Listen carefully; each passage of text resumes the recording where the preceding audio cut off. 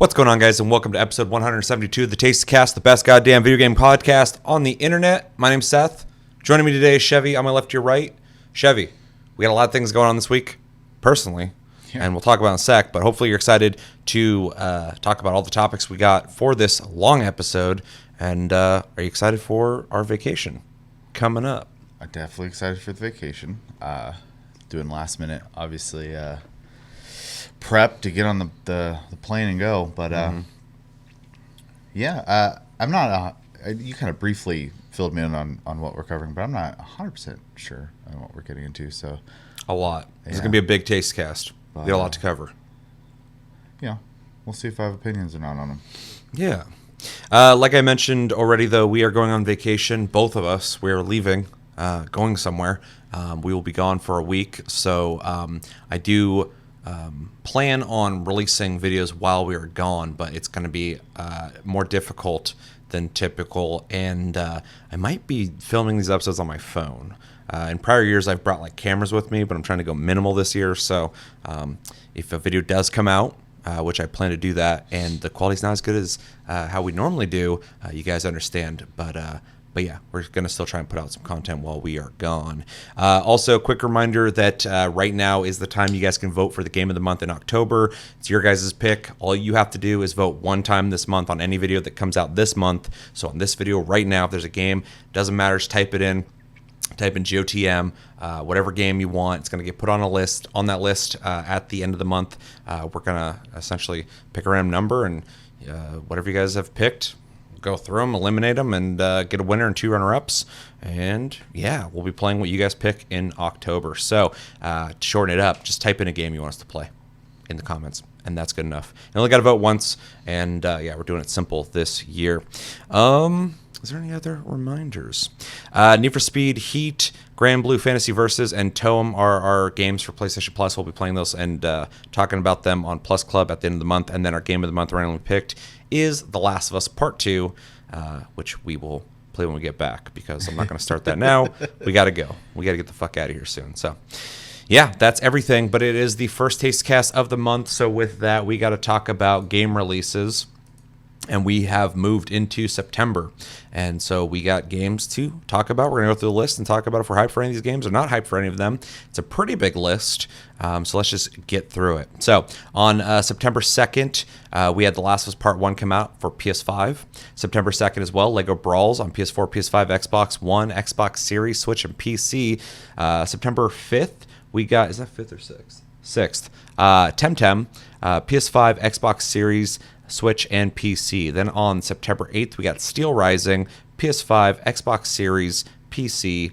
On September 8th as well, we got White Day, a labyrinth-named school, great name, PS5, Xbox Series, PC. And then on the 9th of September, we got Splatoon 3, which has been getting reviewed very well, on Switch, no big surprise. Let's see, September 15th, we got Metal Hellsinger, which I think is that first-person shooter that has like metal music playing. I don't remember. PS4, PS5, Xbox One, Xbox Series, and PC. No Switch, sadly. Also on the 15th, Wayward Strand on Switch. Then on the 19th, we got Return to Monkey Island on Switch and PC. On the 20th, we got Hard Space, Shipbreaker, PS5, Xbox Series. Then on the 21st, we got The Outbound Ghost on PC.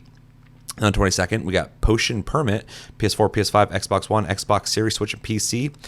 Also on the 22nd, we got The Diofield Chronicle, PS4, PS5, Xbox One, Xbox Series, Switch, and PC. Also on the 22nd as well, we got Slime Rancher 2 on Xbox Series and PC. Interesting, that's not coming out on anything else. 23rd, we got Shovel Knight Dig coming out on Switch and PC. Also interesting, it's only coming out on those two things. 27th, we got The Legend of Heroes Trails from Zero, PS4, Switch, and PC. Then on the 27th, we got Tunic coming to PS4 and PS5. Grounded comes out on the 27th. I assume that's an official release, maybe a 1.0. Xbox One, Xbox Series, and PC. I might have to come back and check that out. I guess I'll talk about that in a sec. 27th, we got Hoko Life, PS4, Xbox One, Switch, and PC. 27th as well, we got Life is Strange Remastered Collection on Switch. Then on the 29th, we got Valkyrie Asylum, or Elysium, coming out PS4, PS5. Oh, I didn't know that was coming out so soon. Valkyrie Profile Lenneth coming out on PS4 and PS5 on the 29th. Then on the 29th as well, Pathfinder Wrath of the Righteous, PS4, Xbox One, and Switch. And then Moonbreaker also on the 29th on PC. And last but not least, My Little Pony, a Maritime Bay Adventure on the 30th for PS5 and Xbox Series. Chevy, what is calling out to you in September? It's a big list and not a whole lot of big hitters. I assume Temtem hit version 1 then. Yeah. Okay. Probably a good time to go revisit it then. And it's still on our Game of the Month list, so I've just kind of been waiting for it to get pulled. That makes sense. I'll probably hold off then. Yeah. Plus, it's basically a games of service game anyway. So. Yeah. I've always had like an interest in Splatoon, but I just never pulled the trigger on that. So yeah, I'm the exact same. Maybe Splatoon 3 will do that for me, because I watched people play Splatoon 2 and it looked fun and it had like co-op modes and stuff. So I don't know why I didn't just get it, but. I always look at it and it just looks like a shooter, but family friendly, which I can respect, but it's not like enough it doesn't look like it has enough going on with it to make me choose that over, just a shooter or whatever. But I know you can swim in the paint and stuff like that. But there's a ton of different weapons too, and they all have their different perks and advantages, disadvantages and stuff. But the amount of just positive feedback I hear about that game just makes me go I should try it. Yeah. At least because I don't know anybody who doesn't dislikes that game. I've seen 4 or 5 people already stream it too. Really? So, yeah. I didn't watch them, but I saw that they were streaming it. Let's see. Deal Field Chronicle I'll probably pick up. That's tactical RPG, one of Square's releases. I heard positive things from people who played an early build or the demo or something like that. So I'll probably pick that one up. I just have to make myself play it because I'm really bad about sitting down and playing anything. Valkyrie Elysium and Valkyrie Profile Lenneth. Lenneth I know is the older one, I'm pretty sure. Is Elysium the new one? Yeah. I think those are getting released on PC in November, so I might wait. Oh, interesting. I need to look into a small delay. Yeah. Between the two. If they're going to come to PC, I might just wait. Otherwise, I'll just pick them up when I'm ready to play them. But I do want to play those. So I think that's about it for me. I have an interest in Slime Rancher 2, but I didn't even play the first one. I don't know if it's necessary to play or if it's just going to be... I think it'll probably be separate. And then is it going to be better? Is it going to be worse? So I'm kind of keep my ears on that one. But I don't know if I'll necessarily buy it day one. So. Yeah. Man, okay, so The Last of Us Part 1, everybody knows I'm a big fan of Last of Us. I haven't picked this up yet because I've been kind of prepping for our vacation coming up. Yeah. So I was I'm not going to have time to play that yet. I'll do it after. So I have 100% intentions of picking that game up. From what I've seen, it looks great, and I love the original, so I really want to play it. Let's see, Temtem. I don't know if I'm going to play it right now, but I am stoked that it's released and I already own it. So because I got it early access, so we will play that when it gets pulled for Game of the Month, or I'll play it at some point. Steel Rising, I have a slight curiosity with. I thought it looked really good, but since it had a beta, I guess some people said it's no one said it's bad, but they're all a lot of people are saying it's okay, it's pretty cool, but it's it's kind of okay. So gotcha. I might wait on it, but I also want to try it, so we'll see. Splatoon 3, kind of already said what I thought on that.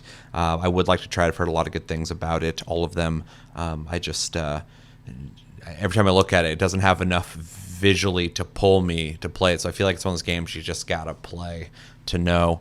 Let's see, there's other things. Shovel Knight Dig, I have a curiosity with, just because I like Shovel Knight.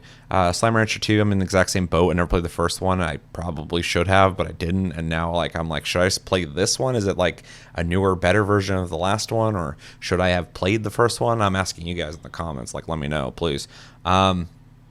And yeah, I'm curious about it, though. Grounded, I played when it first came out in early access, and I thought it was a really cool, neat idea that was absolutely not finished yet. And I was I'm going to wait till they are done with this game to play it again. Apparently, they will be done with it this month, so it will probably be a good time to go back and try it out, because everyone knows I'm a sucker for survival games, and the idea of being shrunk down in your backyard is a really cool idea.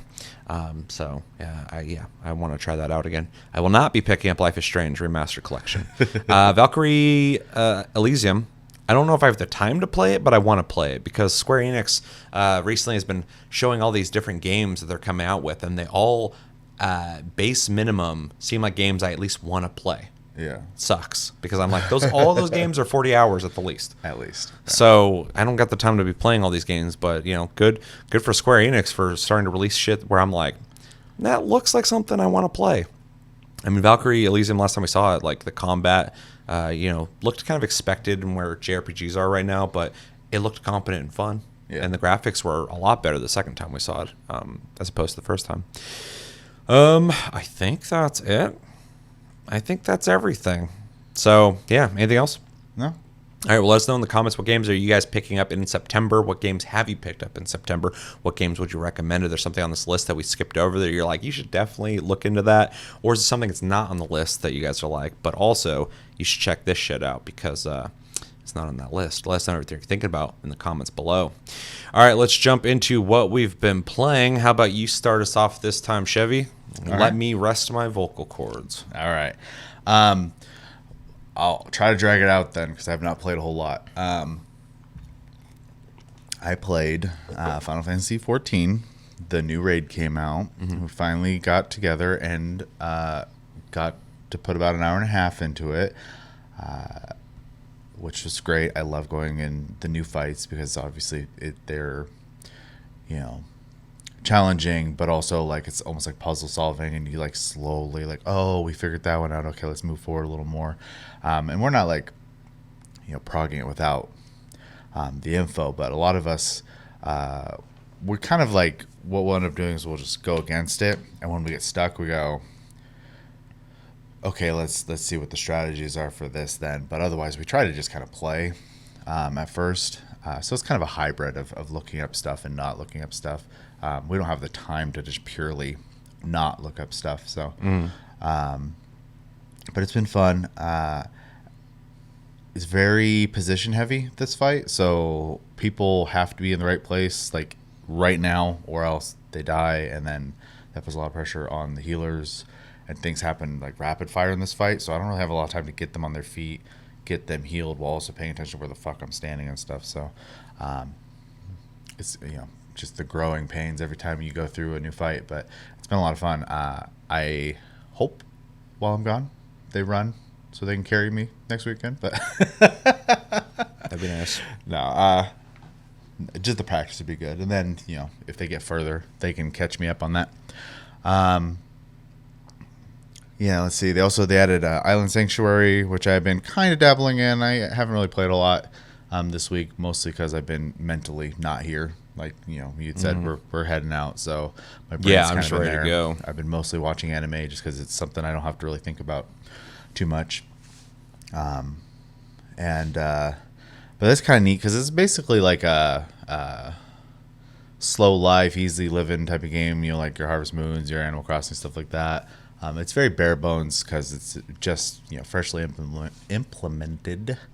But you go out, you have this whole island you can explore. You can hit rocks, take down trees, bushes, minerals, stuff like that. There's wildlife everywhere. You get a net and you try to catch them effectively like Pokemon. And then once you build a what's that called, where they can graze, an area where they can graze, I'll just say that, I can't think of the word right now. Grazing area.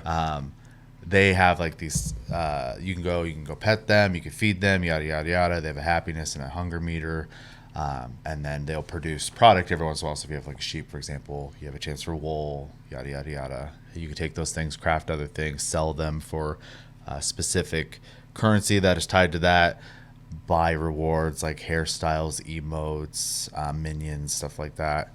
Mostly cosmetic stuff. And it's been pretty cool. I really hope they go aggressive on adding stuff to it because there's a lot of people who are done already, but that's not surprising. Those are the same people who kind of know life the game. Yep. So versus, I try to take breaks from time to time because I don't want to get burnt out on the game I love. So I take breaks pretty frequently these days. I hop in, I'll do like the story stuff real quick because I don't want to burn or get it spoiled for me on Twitter or TikTok, especially TikTok. Holy crap! You got bad time there. Well, because I'm not blaming the people, though they should put spoiler warnings in front of the stuff. But TikTok will literally be like, "You like this kind of stuff," and just throw that at you, and it doesn't know that like it's showing me something I don't want to see yet. So, Yeah, I remember you were telling me that somebody will just like instantly like at the beginning of the video just start showing something that's a spoiler. I've seen that as well. I forgot what game had just come out. But like as soon as the video started, somebody's like, "This is the end of blah blah blah," and like it's just like started playing. And I'm like, "Whoa!" And I was like, "Not only am I not gonna say I'm not interested in this, I'm sure at blocking this person." yeah, Like I've if you can't give me like a legitimate like spoiler warning, at the very least, I never want to see your content again. Yeah, it's wild because like I'll run to some people, just kind of talk more in like the anime sphere because I get a lot of that on my TikTok. You know, the One Piece manga is always a little bit ahead. And so, like, this event has happened to the main character. I'm going to keep it real vague for multiple reasons. You know, you guys might not be anime fans, and spoilers, obviously. Speaking of anime, we got a brand new review for the end of season 2 of Demon Slayer over on Tasty Flicks. Go check it out. It's like an hour-long conversation. Anyway. Yeah. But that thing that happened, you know, is visual on top of also, like, story-wise. And I swipe up, and instantly that image is right there, and I was like, I wanted to see that animated. Yeah. So, Yep. I still get to see it, but the surprise is gone now, which kind of sucks. So same thing here that. with Final Fantasy. I will not be able to handle if I get spoiled on it. So I'm just like, I need to do this now. So. Yeah, luckily there's not a lot of things coming out lately where I'm like worried about spoilers at the end, but like yeah, I remember like when The Last of Us Part 2 came out, or like the last God of War came out, I was like, I gotta beat this right now, because the longer I wait, the longer somebody's just gonna post some shit like, this is the end. Oh, for sure. So yeah, it's that shit's really annoying. It is. So I'm trying to avoid that. Yeah, other than that, yeah, doing the Island Sanctuary thing, doing the raid thing. I kind of started leveling my crafters a little bit because I'm getting sick of asking people to like craft stuff for me, or like put materia in for me so I don't have to pay the vendor to do it. Plus the vendor won't, there's a thing called overmelding. So like if you have a piece of gear that's crafted and it has 2 materia slots, you can technically put 3 more past that. It's called an overmeld.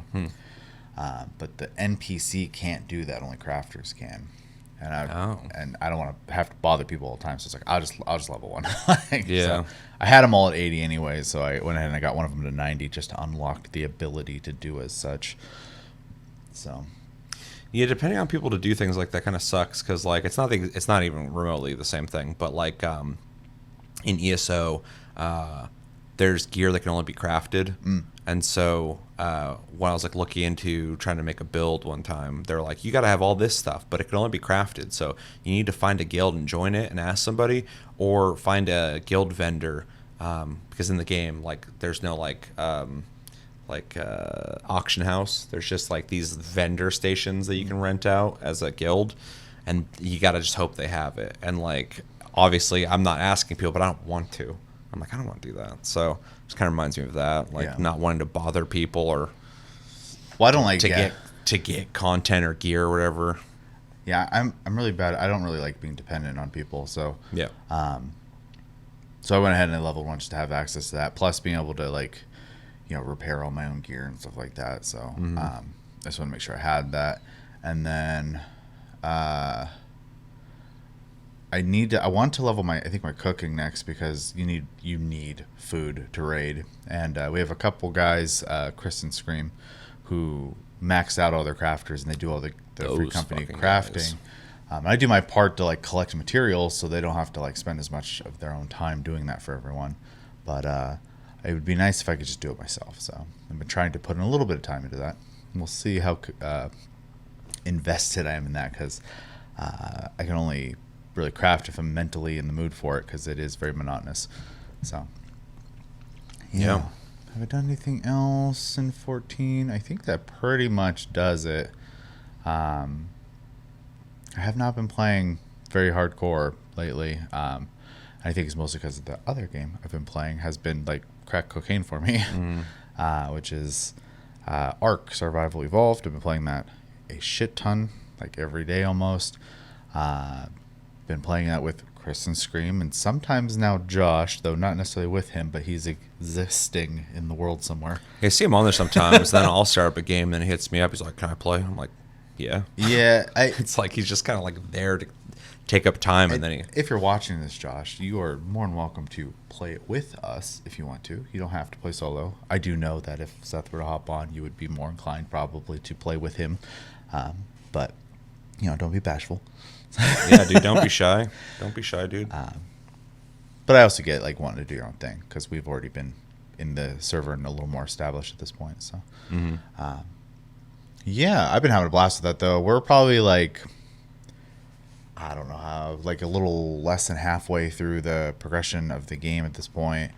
Have pretty reliable electricity at this point. Not enough for me to keep it on at all times and build like refrigerators and stuff, but I think we could. So you're living like Californians right now. Well, I worked my way up. I didn't work my way down. So, That's fair. Yeah, so we got that going pretty good. We're trying to catch like very like specific dinosaurs right now for like different tasks and stuff. Like we have barely done any underwater content, so we're trying to get some. Yeah, I'm curious about that shit. Because I hate being underwater, but they have all these like mechanics and stuff you can do underwater. I'm like, that's a whole other world. Yeah, I won't. I probably won't do it. But Scream's all about it. So yeah, I would also be curious about it because that you can build like underwater bases and stuff is like wild. Well, like a good example is like I don't know their names, but they're dolphins basically. They're real early tame, but they're one of like the fastest water mounts, and so even with the dangerous stuff, you just zoom past them. They can't catch up, keep up. So, yeah, the other thing we need to do too is like level our characters a little more because after about level 70, it slows way down. And there's 100 levels in the game. I think there's actually more than that if you do certain things in the game, but you stop getting recipes at 100. So, crafting recipes. Which is wild. Yeah. That like there's that much. We're trying to get to the point where we can get, I can't remember what it's called, but it's basically a refrigerator that's specific for lack of the right term, Pokeballs, so that you can basically digitize these fucking dinosaurs and you put them in this so that the timer on the capture doesn't wear down because otherwise there's a 30-day expiration timer. So, but if you have this thing, it becomes irrelevant because when you're done, you just put them back in there, and it resets the timer. The game's got too much stuff in it. It's been a blast. I was telling Chris and Scream while we were playing because we were venting about something being a little grindy or whatever. I was like, I complained, but like I've been having a lot of fun. So, well, I mean, I think that game's got a good balance of. Like you said, it slows down at 70. That implies that up to 70 didn't feel like a grind. Yeah. That's pretty generous. 70 levels of just like, wow, this feels fine. Yeah. The pace is good. But then like there's things you got to really work towards. And it sounds like a lot of the things are a lot more convenient than they used to be because we've talked about a couple taste casts now. Getting pets used to be this huge process back in the day, and now it sounds like it's more variable. It sounds like certain things are really fast, other things take a little bit of time, but it sounds like they got it down to the point where there are things that feel like a grind or that are a challenge now, but later there is something that will make it so that's not a thing anymore. So it sounds like a good formula to make you work towards things. I feel like you earn something, but also keep you interested long enough to continue doing that. Plus, it's a survival game, so like you're building and doing stuff, which is a great way to make me waste time. Yeah, well, and then like the first thing I have to do every time I log in is make sure our horde of dinosaurs all have food because they'll start starving to death. Even if we're not playing, so we have to like constantly check the food stocks. Are you good? You good? You don't last a day? Okay, good. So Psycho and Chris are gonna have to feed them while you're gone. Yeah, well, they already were while I was at work, but yeah. Don't let them die.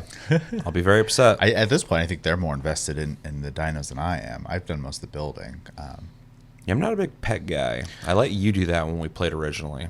I was like, I like to build shit.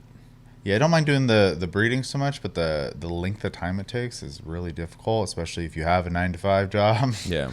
So, because like the initial stage of the breeding in the game is you have the egg and you need a temperature controlled room, which we made.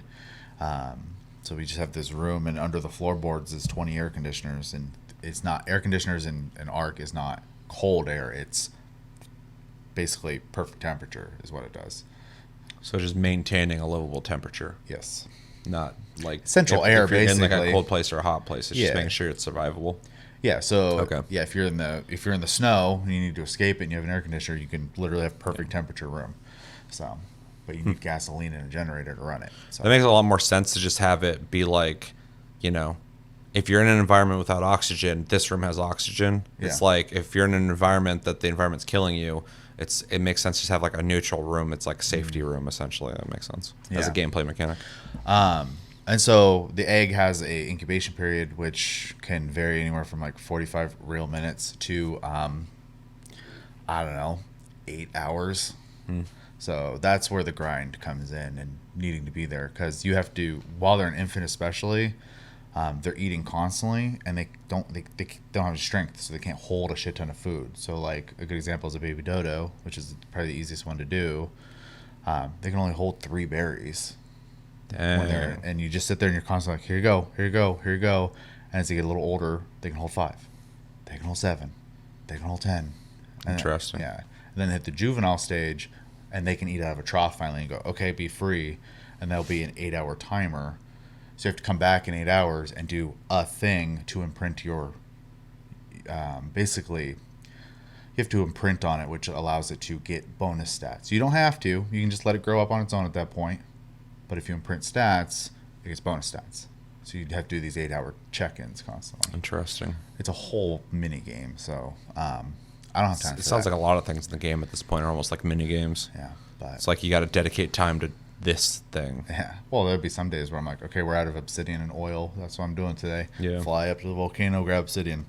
Fly out to the snow, grab oil. Like so. Oil's in the snow? There is oil in the snow. Otherwise, it's all underwater. Okay, that makes sense. Yeah. Anyways, yeah, I've been having fun with it. I wish I could invest a little more time, which sounds a little, odd, but I'd like to get past this wall we're at so we can start doing the boss fights. So. Yeah, just quit your job, start streaming the game, make all the money. No? Okay. I don't have the personality for that. He's got to yell a lot. Every time something happens, be like, well, I didn't want that to happen. Look like someone who has the energy to yell. I hope this thing happened. Oh, it didn't happen. Anyway. But yeah, I've been having fun. And we've been pretty consistently playing it, so. Yeah, it seems like it. Anything else? That's everything. All right, well, I'm happy to report that I actually got to play some stuff recently, so I have some stuff to talk about, because in case this is your first episode, hit the subscribe button and like the video. But also, last month I didn't get to play anything really. Kind of sucked. True. So it was nice starting out this month and just going hard. I'm like, I got to play some shit, and I did that. So I've already played Need for Speed Heat. Can't talk about that. I'll talk about that on Plus Club. Also played Grand Blue Fantasy Versus, and already played Toem. So those games I'm going to play much more of, but I've already dabbled in them a little bit.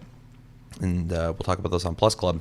Have not played Last of Us Part 2. I'm going to wait till we get back from vacation to start that, because it's going to be a joint effort. I'm just going to play it. You're going to watch, and when we review it, that will be where our perspectives are coming from. So games I have played. Let's see. Let's start with Shatterline. Shatterline is a popular and being talked about a lot game right now, which is really interesting.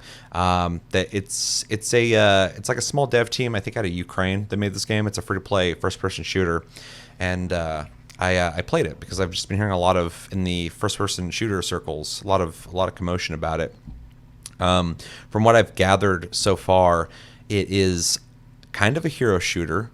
It's got I think 8 characters. They all have their own specialties. Somebody has med packs and a drone that shoots at people. Another person, there's another healer who has a healing pod they can put on the ground that people can stand in and get health from. And then there's recon people who can access parts of the map that other people can't, which is kind of neat to see that kind of specialization.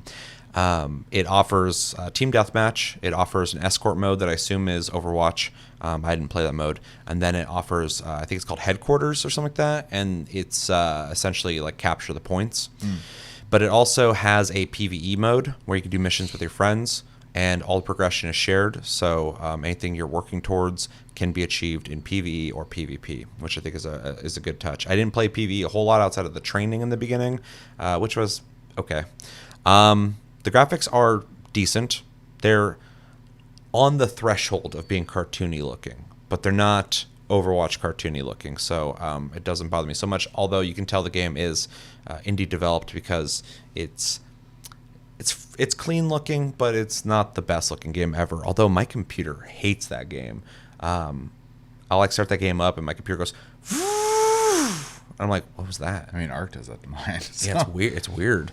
I think it's an optimization thing. 'Cause the game's not even like that crazy looking. Yeah, and then I've only played a little bit, but so far it's got a really interesting system that I want to dive into further. There's cosmetics for every character that you unlock as you play. There's also a season pass that you can obviously buy a premium version or the free version, and so you can like change the way your characters look. But as you use a gun, it levels up.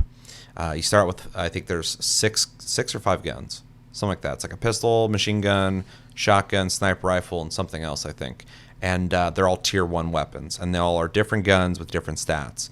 And as you use a specific weapon, so if I'm using the assault rifle and I level it up, I start getting attachments for it. So every gun has its own attachments. And you start customizing the way it feels. But then when you, I think, max out the levels on that gun, you move to tier 2, and there's a new assault rifle at tier 2. It's not the same one. It's a different one. And a video I watched kind of said that they get very different in the sense of tier 3 sniper rifle might be a single action, bolt action rifle, and then another one might be like a semi-auto gun. So all in all, I think there's 25 weapons in the game then, because it's 5 tiers and 5 guns or something like that. It's an interesting RPG element they got going there. It's a really it's probably the most interesting system in the game. I looked at that, I'm like, I want to dabble in that and see how that is. I don't know if I'll like it or not, but yeah, it seems like an interesting system, and I appreciate that there is that much attachments as well, that you're unlocking stuff to change up your gun. So yeah, it's got some cool systems. The game plays like a free-to-play Call of Duty, which is compliment, honestly, because I think Call of Duty is still one of the most smooth playing first-person shooters out there. And yeah, this game is really popular. People are talking about it a lot, which is really interesting. And I have a theory behind that.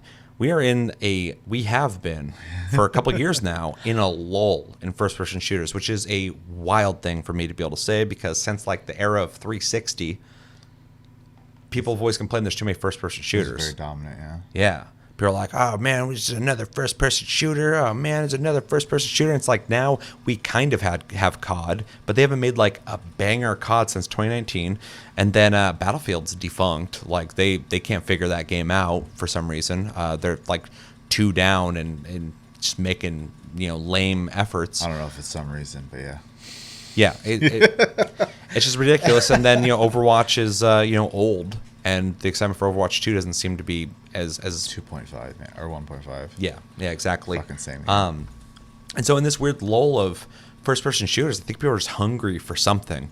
And I think this game is satisfying that a little bit, because it's a new first-person shooter. It's like a new thing to start working towards, and it plays competently. So I'm going to keep playing it and see if it sticks for me. I also am really interested in that's a game that was not on the list that comes out this month, Azonzo, which is a World War I first-person shooter. Oh, interesting. Okay. And I'm really interested in that one. But yeah, I'm feeling it. I'm looking at first-person shooters. I'm like, dude, I haven't played competitively in a first-person shooter in a long time. I'm going insane. And obviously, Modern Warfare 2 comes out this year. I'm really excited for it. I hope they knock it out of the park, because I need something. Because there's just nothing. I guess I could play Hunt, but that's a whole different vibe. That's a whole mood. That's a different type of game for sure. I gotta be in the right mindset to play Hunt. I can't just go in there and go, well, I'm gonna have some fun and shoot some people and level up. It's I need to be in survival mode playing that game.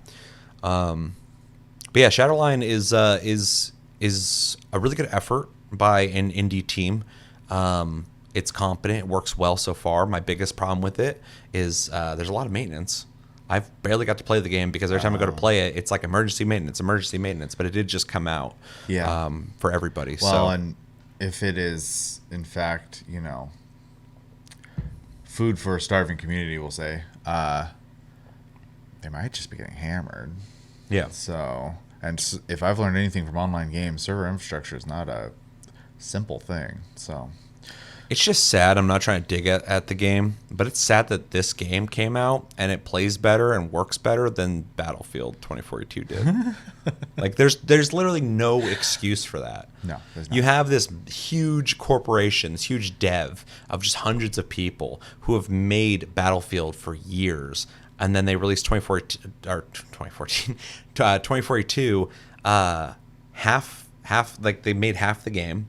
And so it's unfinished feeling, Well, and I like mean, they did that with Battlefront 2. it had, and, yeah, dude, it's what was crazy. the one before that? 5?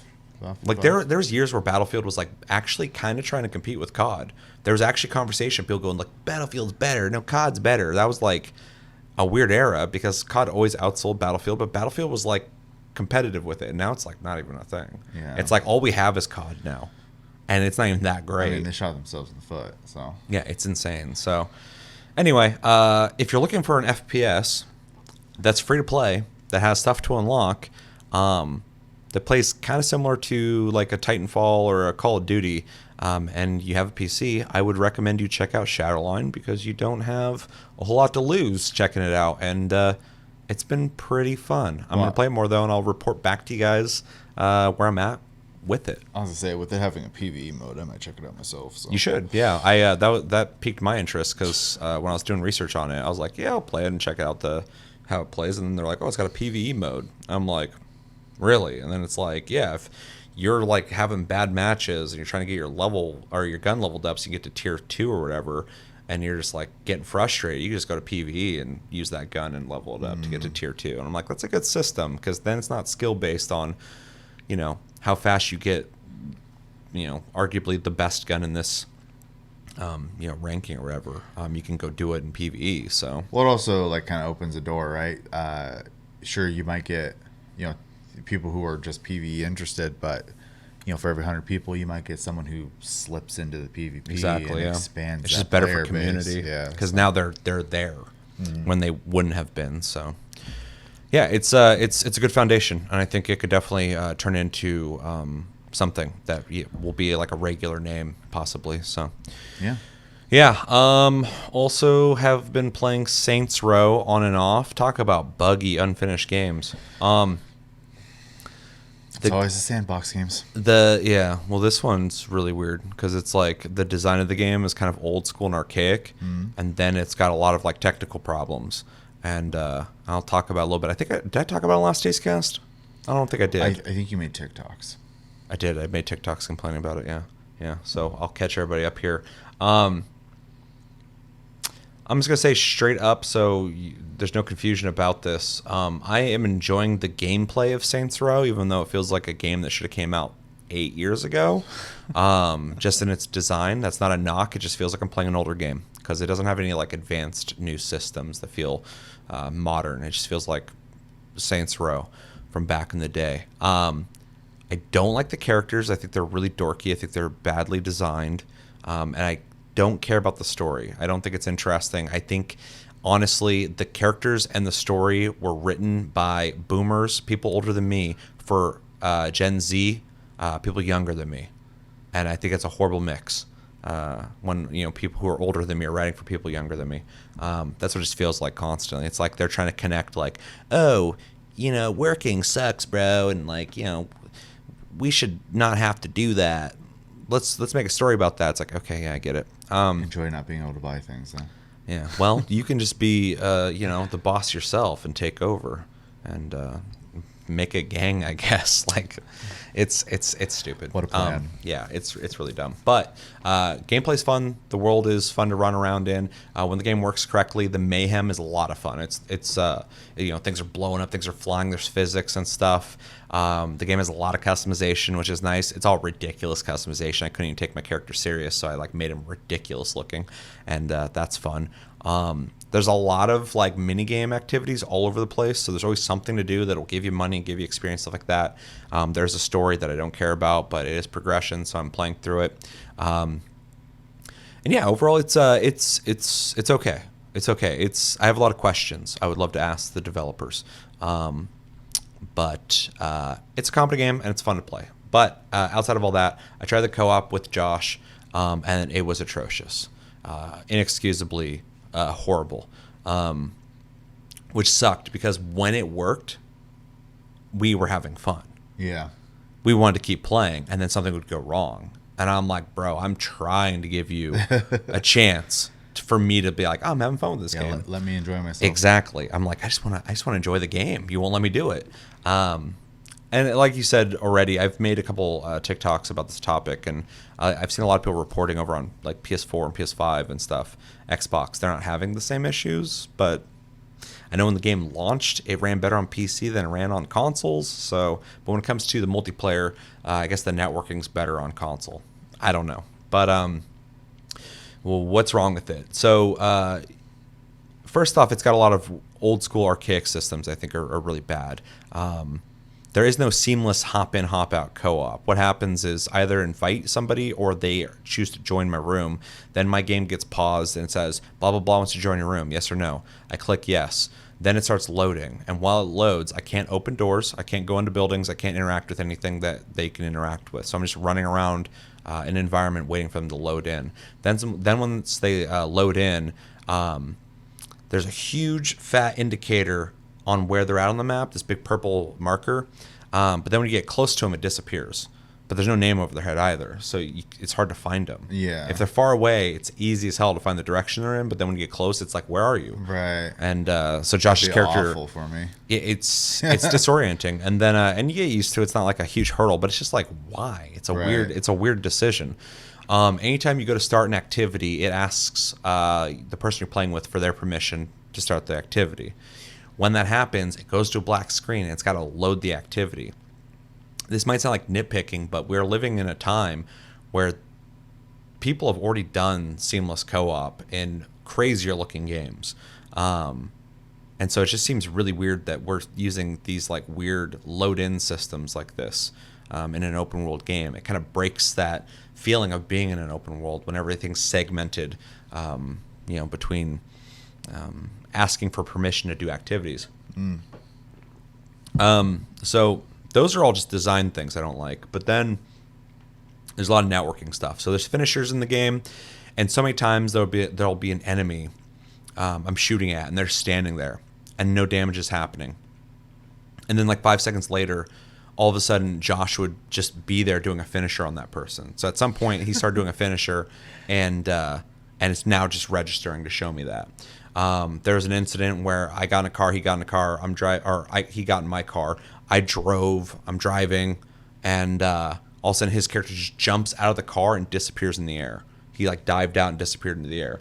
And I'm like, what are you doing? He's like, what are you doing? And I'm like, I'm driving. And he's like, no, you're not. You're just right here. And I'm like, what do you mean I'm right here? I'm driving down the freeway. And he's like, no, dude, you're just like driving in place right here. And he showed me a picture. He sent it to me. And my character was in the car, and he was like steering, and the wheels were moving on my car, but I was just stuck in place. And he was back here, and anytime he would enter the car where I was at on my screen, all of a sudden he would just appear in my car next to me, and then he would disappear out of the car. Then every once in a while, there's a mechanic in the game where you hold E. I'm playing on PC, where you can get up on the roof and lay on it, and you can shoot like in every direction. He would just kind of like appear on top of my car every once in a while. And then like the door would sometimes just open and shut aggressively without anyone there, like it was fucking haunted. I was just like, this is not good. It kind of reminds me of when the Elden Ring co-op mod first came out. The horses would act real weird. So like you'd both get on your horses or whatever, and you'd be going, but then like the person wouldn't be following you, but their horse would just be running in place. But then you'd go into what the next zone would be, since the game's segmented, and they would be there. Yeah. So I mean, at least those are modders trying to make that well, that's happen. what I'm saying. It reminds me of a mod. Yeah. And they're not modders. So. Yeah, this is Volition. They made Red Faction. They made Saints Row. They've made co-op open world games already. Yeah. So it's just really bizarre to look at this game and all the flaws that it has, and I'm like, what are you doing? like, I don't make games, so I can't really like critique what you did too much, but you've already shown me an example of what you've done in the past, and this is a worse example of it. Like, you got worse at making games. Well, like, I don't get it. Even as the person playing, you don't have to know how to make a game to know that it doesn't feel good. Exactly. I mean, any gamer, anyone who's been playing games for a long time, you have experience playing games. So you do have an opinion that's educated. I've played a lot of games, so when I'm looking at things, I'm like, everyone else doesn't do this. Yeah. Why'd you do it? It's weird. And then, yeah, the networking issues, they'll fix it, but they're bad. They're really bad. And then, I mean, this is almost like Cyberpunk on launch, bad. In terms of like the worst people experience with that. And then one of the weirdest things that happened was as we were playing towards the end, Josh's character started turning into my character. He started like wearing my clothes. And then the next day when he logged on, he sent me a picture. His character was my character. So it like took my data and like put it on his save file. And I'm like, I've never played a game that's done that. I don't know how that happened. So there's some really fucky stuff they're doing in the networking that is confusing the game. It's really weird. It's a really weird problem. Yeah, for sure. But when this stuff isn't happening, I think the game's pretty fun to play. So it's like it's really hard to discuss. It's really hard to discuss the game too, because people either love it or hate it. They are like that game sucks, and I'm like, well, it definitely has issues, but there's some stuff that's kind of fun about it. And other people are like, oh, I love it. I haven't seen one problem. I'm like, I don't believe you. I don't believe you haven't seen one thing. Well, and what they dictate is a problem versus what you might dictate as a problem. Yeah, show me 5 minutes of your gameplay. I'll find something. Yeah. I guarantee it. And, if they're having fun and they don't view it as problems, good on you, man, for sure. Oh, I can overlook problems in so many games. I've done it so many times. We play EDF, so yeah, that game's jank as hell. And I've been playing early access games since the beginning of early access games. I've always accepted problems, and obviously this shouldn't be an early access game, but I'm willing to overlook problems as long as the game's fun. I mean, we played The Ascent, and that game has some critical issues, and we kept playing it because outside of that, it's actually a really good game. Yeah. Yeah, I guess a lot of people don't want to view things with the more, I guess, critical lens. I think there's more so towards people who just instantly write something off. I think are the ones that aren't, because like if you're having a blast and you don't view things as problems, you're probably also not critically looking at it. But like I don't think you're really causing any issues either. You're just having fun. Do you? But the other person, is basically, especially when they're making a point of it all the time of like. Nah, it sucks. That's a pretty strong right off the bat. Like, do you have an opinion on it or so? Because I could think things suck, but I can also probably go through and be like, I like this, but overall I wasn't having fun because of this, and this. Try to think about it a little. Couldn't agree more. So yeah, there's a lot of things I think that technically they got to fix in Saints Row. And there are design choices that they're not going to fix because that's what they decided to do that I think are questionable, but not enough to make me hate it. And then the gameplay is pretty fun. So overall, I'll keep playing it. I really want to play it co-op, so hopefully they patch it to the point where I don't have to worry about. I literally made my character crazy looking on the off chance that me and Josh play again, and he has to become me again because I want him to look like my guy now. Because before my guy was just looked like kind of like a homeless dude, and now I'm like a pig man.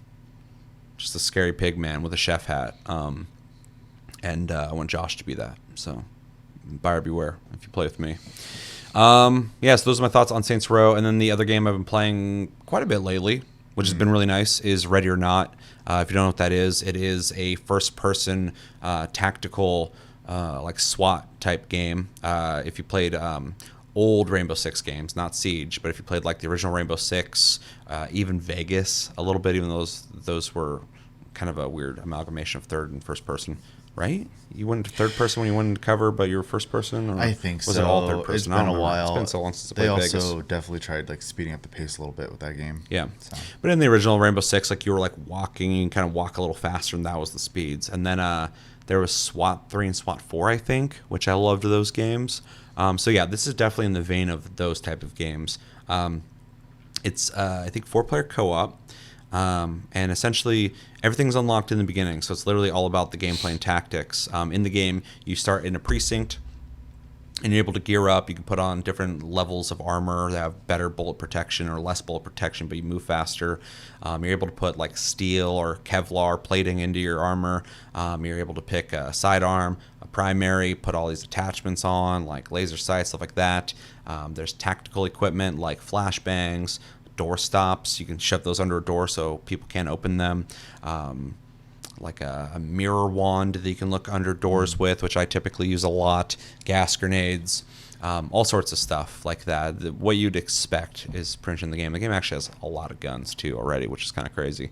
And then you're able to go to a range, try out your setup if you want, or you can go and pick a mission. And the way the game's set up is it has all these random they're not random at all. It has all these preset destinations. Like there's like a house, there's like a nightclub, there's like all these different gas stations, stuff like that. And then when you click on that, it has scenarios. It has barricaded suspect scenario. It's got a hostage situation scenario. It's got a live shooter scenario. So guys walking around shooting people, like you got to go in there and try and stop him.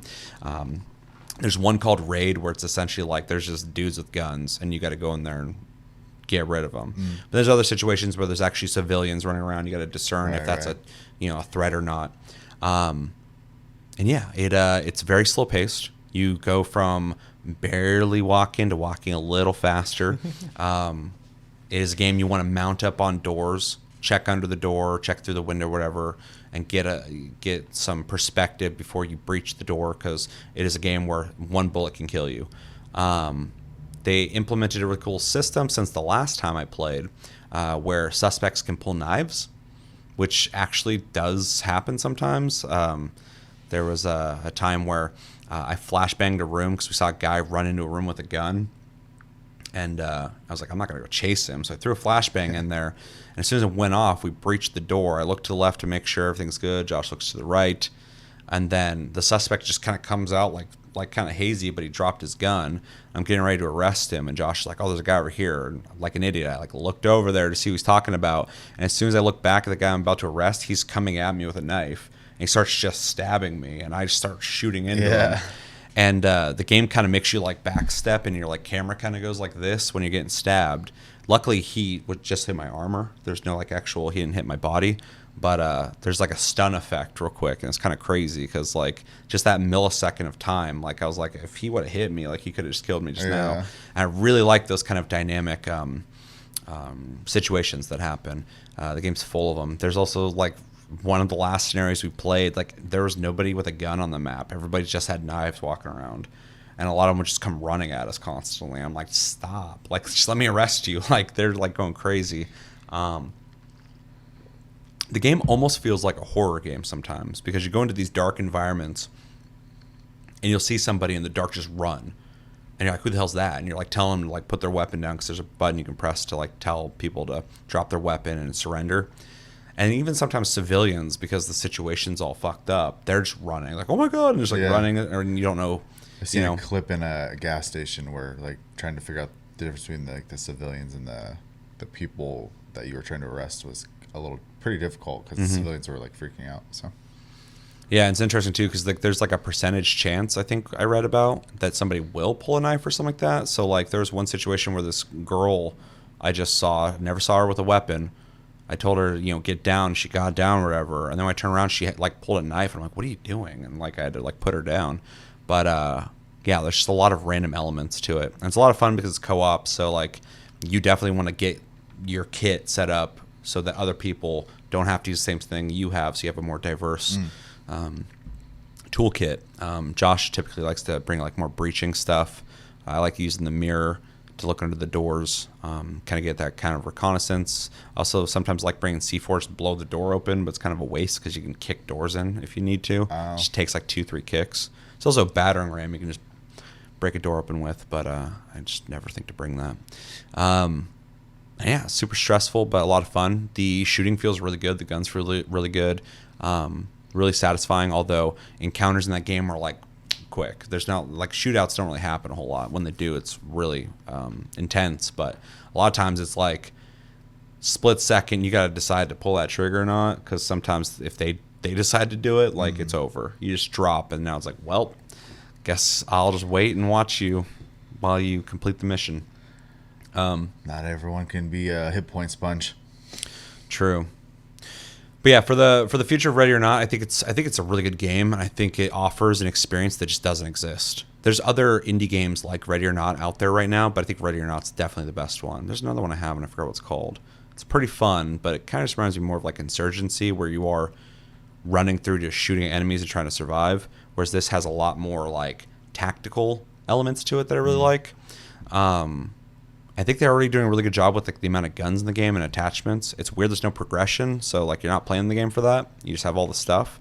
But I would like to see them put more work into making more dynamic scenarios and more dynamic AI situations to always keep you coming back for more, to not be able to predict what's going to happen, and just give more variables to every mission. I think that if they just put a lot of work into that, and obviously more maps would be cool. There's already like 7 or 8, maybe 10 maps, which is pretty good, and they'll have like different scenarios apiece.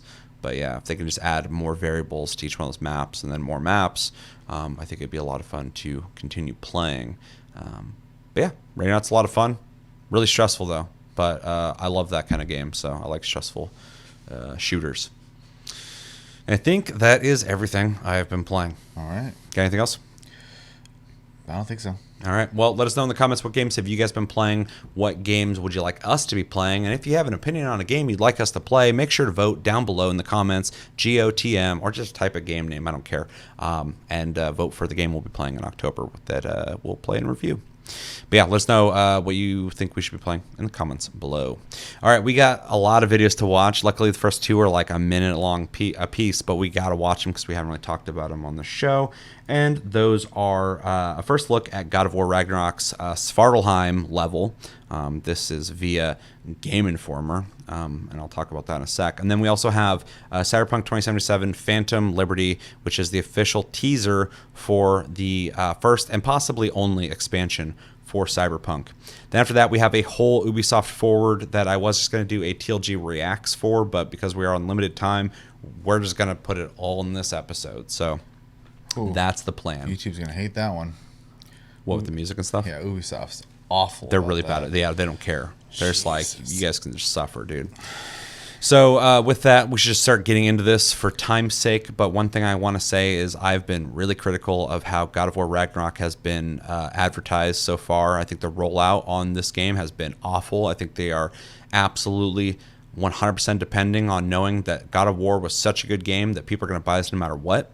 And this is not to criticize God of War Ragnarok. I am very hyped for it. I think it's got the potential of being Game of the Year next to Elden Ring. So I just don't like the way they're advertising it. And I see a lot of people saying like, well, you know, they don't want to spoil the story. Well, you can, I mean, people forever have been showing trailers of games without spoiling stories. Like, it's really weird. We got like one trailer a long time ago for God of War. It's not a small indie company, man. Exactly.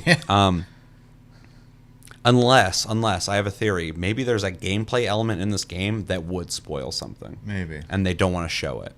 If that's the case, I will take everything back. Be like, okay, they just didn't want to show that. I get that. But for the most part, it seems like they showed a trailer a while back, and then now they've just been kind of like, here's 4 pictures. Here's a gameplay mechanic, and it's like a 1-minute video. Here's Game Informer's promo for their magazine. It's just not.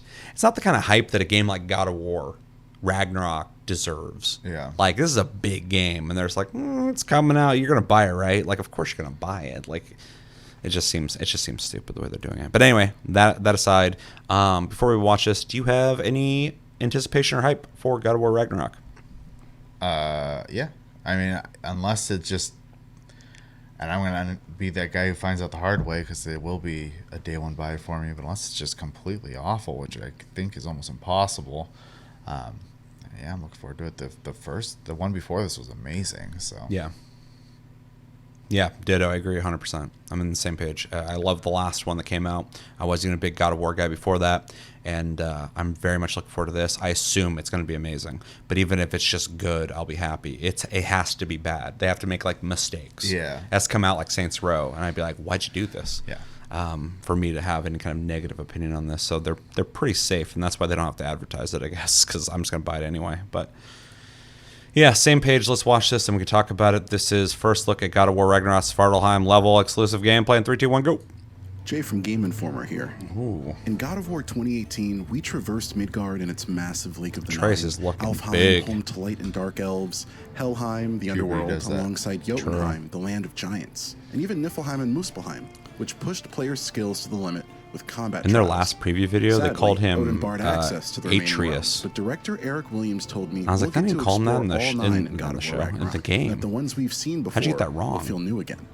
But without further ado, welcome to Svartalfheim, a realm that exemplifies dwarven ingenuity. I'm talking technical marvels like mine pits, artificial water channels, and sprawling cities. textures all are setting the definitely stage for potentially sharp, like, complex everything looks so environmental detailed. puzzles. Yeah, it's To kind of navigate rough the new because realm, like we'll need to rely on everything's Kratos' pretty toolset, much his brown. weapons, and Yeah. yes, Which his kinda son, fits in the whole Atreus. dwarven In thing, Svartalfheim, Kratos can freeze geysers by way of the Leviathan axe, Not the dismantle most pots with his gorgeous blades of environment chaos, for me. and command the boy. I think to the interact intricacy with looks really out-of-reach good, but devices. yeah, I it's spoke color with two palette level wise, it's kind of designers like about Svartalfheim's creation, yeah. and both talked about evolving the gameplay in larger spaces. The world and its mechanics reflect the narrative. In the reveal trailer, we watched Kratos and company use sled wolves to get from one far-off point to the next. But in less frozen That little areas, boy. like Svartalfheim, we'll row down streams or through open waters in a canoe. Perhaps there will be more transportation methods, but for now, all of this suggests a journey vaster and bolder than what came before. the face and the For more on the mountain. cover story, head to our hub at GameInformer.com/GOW Ragnarok, or swing by. shut up. Don't be advertising on my channel. I mean, you already did it for him, but Yeah. Yeah, that's true. All right, what do we think? I think apparently I got yawn. Happens, dude. I think it looks good. You know, they didn't show anything really. That Yeah. cave looks great. The water, like, yeah, it's gorgeous. Yeah, Sad well- that the water's the most vibrant looking thing Well, in even this with whole like setting. oh no, I never remember which one's up and which one's down. Stalactite, stalagmite, whatever. The way they're done up there, they look very good. I think stalactites above and stalagmites below. Possibly, I'm terrible at that. I know there's a way to remember it, and my brain doesn't work that way apparently. So I heard somebody say this recently. They were like saying like stalactites in tight or something like that, which means like it's in the ceiling tight, and then stalagmite is it's somewhere. It doesn't matter. yeah. This isn't a fucking a cave podcast. But and then yeah, like the puzzle solving stuff like that. You know, obviously expected from the last game. It's Yep. nice to see. That moment was probably not good for anyone who hasn't seen the first or played the first game, but that's fine. Probably shouldn't be watching previews for a new game at True. that point. This part I actually really liked. It has a good mixture of arid with trees in there and stuff like that. Also, one thing I noticed, the clouds look amazing to me. Dude, they look photorealistic for sure. Yeah, like it's just weird. I was looking at the clouds, I'm like, those are really good looking clouds. Yeah. I mean, yeah, and it just looks like God of War, which I'm not going to complain about. The stuff that would make it, like, you know, obviously super exciting, they can't show me. They'll spoil that. So, like, it's looking good. It's promising. So, It just kind of sucks because we're going from the last game that we played and loved, and we have an idea of what the gameplay's like, what the design's like, how it's like these more tight, intricate spaces, but it's almost like a not Castlevania, like a Metroid thing going on where you can't access this yet, but you come back later with this stuff. Really cool design, and we're seeing that here. So I'm excited for that prospect, but we're seeing him walking around this environment, and I again just really hate how they're choosing to advertise this game, because I would love a trailer that just shows like combat, some of the new moves, maybe a couple flash screens of like big set pieces, stuff like that. We're not getting that. So what we did get, though, the game is looking better. There's a lot of people out there saying this looks exactly like the last game. I don't agree, but I mean the style looks the same, but the graphics are definitely better. But the game's looking good. Textures look really good. The environments, though I agree, I think the design is like not my style. It's good looking. It's a really interesting zone or area. I think the buildings look really interesting. How intricate all the bridges and stuff are all together, I think look really cool. And exploring this place looks like it's going to be a lot of fun, with using your axe to like freeze the geysers and to break geysers to, you know, generate power with the windmill thing or water mill thing. Looks really cool. I just noticed what you were talking about with the face of the mountain. Super detailed, super awesome looking. It just does make me kind of wish for more, but it's looking like it's coming along. It looks great. and it's definitely a game I'm gonna pick up. I just want more from this, because we're not even seeing combat. It's just him walking around, so without any kind of context or any kind of like action piece. I'm just like, yeah, they're developing it. That's cool. So, but yeah, nonetheless, I'm still really excited for the game. This doesn't really do anything for me negatively or positively outside of just confirm that, yeah, the game exists, and there it is. And then, yeah, as for Svartalfheim, it's interesting looking. Be cool to explore Dwarven area. Also, one of the things I read recently said that you will go to all 9 realms in this game. Oh, okay. Which is crazy. That's crazy. Yeah, and the ones we already went to in the last game, they said will feel different when you go to them this time. You're not just going to revisit a place you've already been there. Well, I mean, that makes sense, right? Because the game's very, like, it's not open world. Like, it has moments where you can explore, obviously, but they're definitely constructed levels. Yeah, the same as, like, a Dark fraction Souls. of a world. Yeah. Yeah, so... Yeah, exactly. So I was like, well, that's kind of crazy. You're going to go to 9 different realms. That's a lot of different places. That's exciting because that was honestly probably one of the parts about the first game I really liked, because it gave them a very cool way to like give you new environments. So yeah, not just going from one biome to another, but like completely different realms that are like have different principles and stuff. I kind of assumed, because we only visited a couple in the last game, that like the next game I'd have a couple as well. But when I read like, oh, all 9, I'm like, oh, okay, they're going all out. Okay. I feel like if you're going to be going to all 9 of them, you might be able to freely just go between them in this one, but we'll see once the game comes out. For sure. Yeah. Overall, looking really cool though, and can't wait to play this. Can't believe this is coming out this year, but we'll find out, because delays can still happen. yes, true. Though it's looking pretty finished. I mean, that looks. This doesn't look like it's in beta. So, yeah. Anything else? Nope. All right. Let us know in the comments what do you guys think about the Svartalfheim level in God of War Ragnarok. What do you think about the way they're rolling out advertising for this game? Where are you at hype-wise when it comes to this game? Are you excited? Not excited? If you're not excited, why aren't you excited? If you are excited, what are you excited about? Is there any info that you've heard about this? Maybe you've read the Game Informer article on this and have some info you want to share with us. And yeah, let me know everything you're thinking about when it comes to God of War Ragnarok in the comments below. Next video is Cyberpunk 2077 Phantom Liberty official teaser.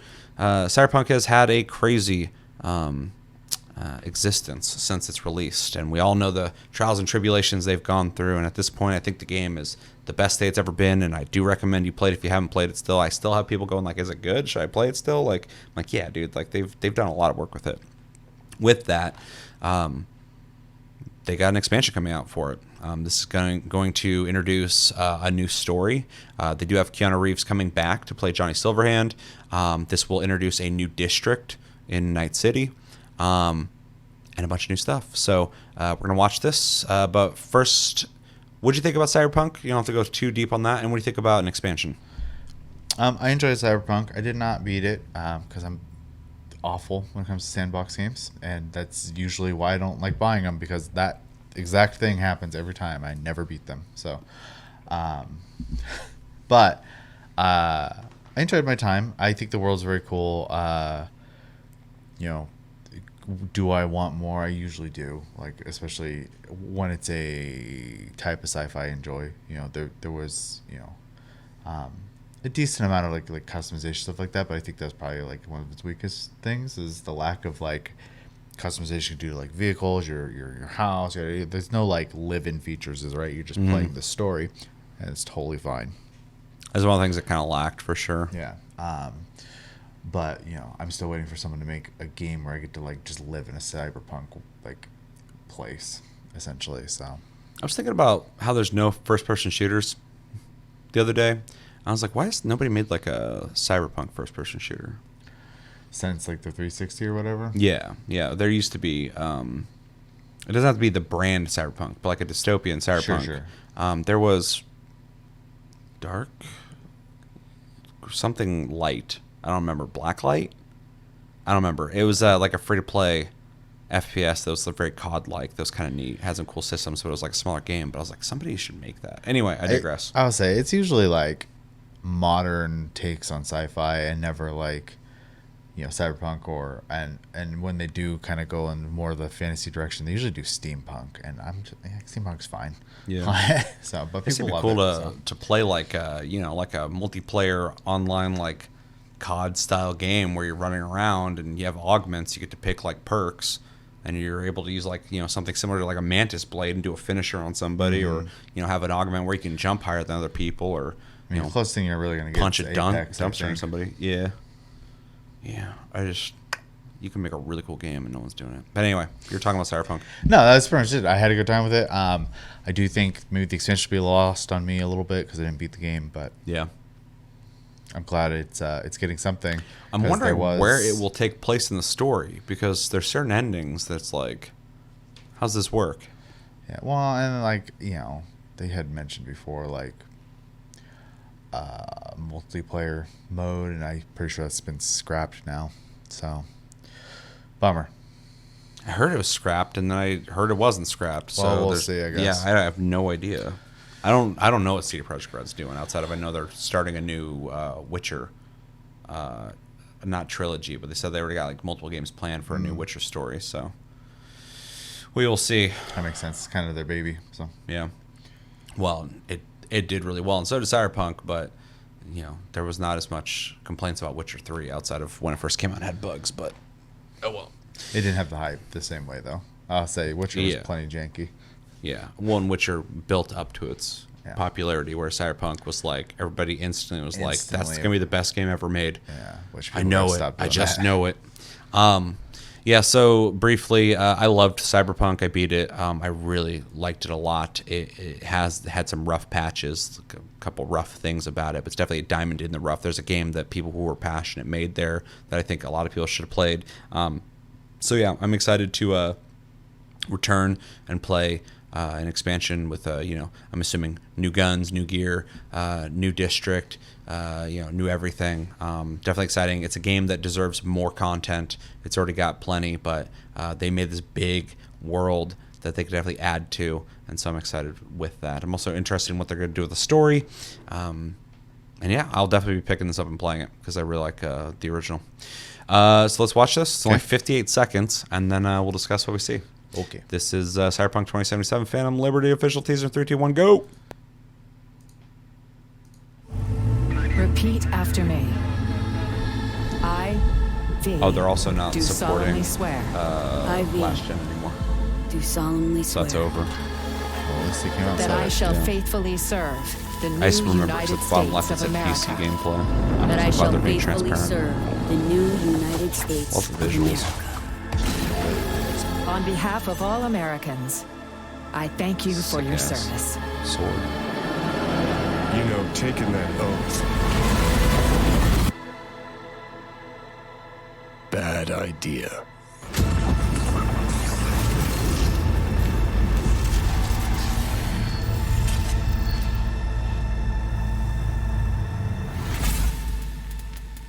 Coming out in 2023. Hopefully they take their time, make sure it's good, and release it. I mean, the and- engine's done now. Yeah, yeah. I just Repeat I would hope after they me. they learn their lessons. Yeah. So yeah, what'd you think? I mean, as usual, the visual style is totally, something I'm into. I love the way it looks.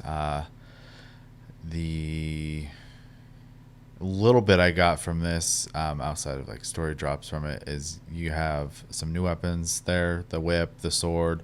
I don't know if the gun's new. I don't have enough knowledge about that. Then obviously this whole government story here versus like obviously Cyberpunk usually focuses a lot on corporate stories, so it is interesting to see a more government one because the government does still obviously exist in Cyberpunk games, but they're usually kind of perceived as like second to corporations when it comes to like the power struggle or Structure. Yeah. So it's actually kind of neat they're actually even delving into government stuff. So because that's Yeah, kind it's of ignored. in it's the kind of first rounding game. off and kind of showing you more of this world, fleshing out a bit more. So yeah, I agree with that. Yeah, but otherwise, yeah, it looks cool. Yeah, this I mean it's a teaser, so it just kind of is telling you it's coming, but also I think the trailer evokes a sinister feeling to it, We have like a lot of these like really dark and intense looking visuals. The music's really like, uneasy, and it seems like you're making a deal with somebody that Johnny Silverhand's telling you like, hey, you shouldn't have done that, but what's new with Johnny Silverhand? He's constantly telling you that throughout Cyberpunk 2077. Hey, you shouldn't be doing that. Hey, you shouldn't do this. You should do what I want you to do. Graphics look gorgeous. I forgot how good that game looks if you can do it. Like, I was just looking at some of those scenes. I'm like, man, there's not a whole lot of Cyberpunk games that look like this, man. There's not a lot of them anyway, but this, is definitely a gorgeous looking game if you can run it at the highest graphics. Yeah, I mean, we see weapons, we see environments. The environments look cool, look interesting. Even the water effects are really good. Yeah. Animations are really good. But yeah, it doesn't really give us a whole lot. It just kind of, again, is letting us know, hey, there's an expansion. It's coming next year. I'm excited for that. I'm more curious, and I'm sure they'll do it, because CD Projekt Red did it a lot with the game before it came out, breaking down new stuff they're adding to the game. I'd like to know more about that part of it. Obviously, I want to play the story and learn it and let it unfold, but I want to know like what kind of stuff are you adding to the expansion? What kind of new weapons, new gear, new everything? Is there any features that you're going to be adding to this game with this expansion? Possibly things that you were originally going to add to the base game that you didn't. That was a big complaint amongst a lot of people that I think is rightfully so. It can be frustrating having features taken away last minute, like being able to run on walls and flying cars and stuff like that. But yeah, overall, looks really cool. Really excited for this. I just want more from it. So can't give you much more in terms of thoughts, because they didn't give me much more in terms of what they offered. So anyway, really excited for this. And I'm hoping this will pique interest in Cyberpunk again, and we can have a better conversation about the game itself this time around when this expansion comes out, because this will create a conversation around Cyberpunk again, and hopefully it's mostly about the game itself and not the problems with the game, which is valid, but I think that really took over 85% of the conversation around Cyberpunk, which really sucked. I mean, I got kind of tired talking about it after a while, because I was like, we can't talk about the game itself. No one's even talking about what you do in the game, how the systems work. So anyway, yeah, I'm excited. Anything else? Nope. All right, let us know in the comments what you guys think about Cyberpunk 2077 Phantom Liberty. What do you think about that name? I kind of like it. I kind of hate it. And what do you think about the trailer? What do you think about the potential of a new district we're going to be going to? What do you want from this DLC? What do you think of Cyberpunk? Is this going to bring you back? Maybe you liked it enough but didn't love it. Maybe you're going to be interested enough to come back and see if they improve it more. Maybe you love the game and you just want more content. Maybe you didn't like the game, but this has piqued your interest, and you're kind of like, well, maybe I should come back and check it out. And yeah, let me know everything you're thinking about in the comments below when it comes to Cyberpunk 2077 and Phantom Liberty. Last video we're watching is a big one. It's Ubisoft Forward, which I completely forgot was coming out today. I woke up and I was like, well, that's got to be in TastyCast, because that's a big thing to not talk about. And this is going to be quite the sit. So we got to get through it. I was going to talk about anticipation, but I don't think either of us will have a whole lot of anticipation when it comes to Ubisoft. What the hell got coming out? There's, I guess, 9 or 23 Assassin's Creed games that they got planned. And so I'm assuming we're going to see Mirage, which was announced. What else? I don't know. I would like to know if Beyond Good and Evil 2's still a thing. I'm sure we'll see more Skull and Bones. I'm sure we will. Maybe some Rainbow Six, like World Championship in Brazil or something. Some kind of dance stuff, maybe. I'm sure we'll see lots of metaverse and. I won't go down. It's really sad. Ubisoft's at the point where even someone like me, who loves a lot of their properties, is just like, yeah, I don't know. I don't know if you guys got anything that's going to interest me. I think it's a problem with all the giant companies that used to make like all the games. That.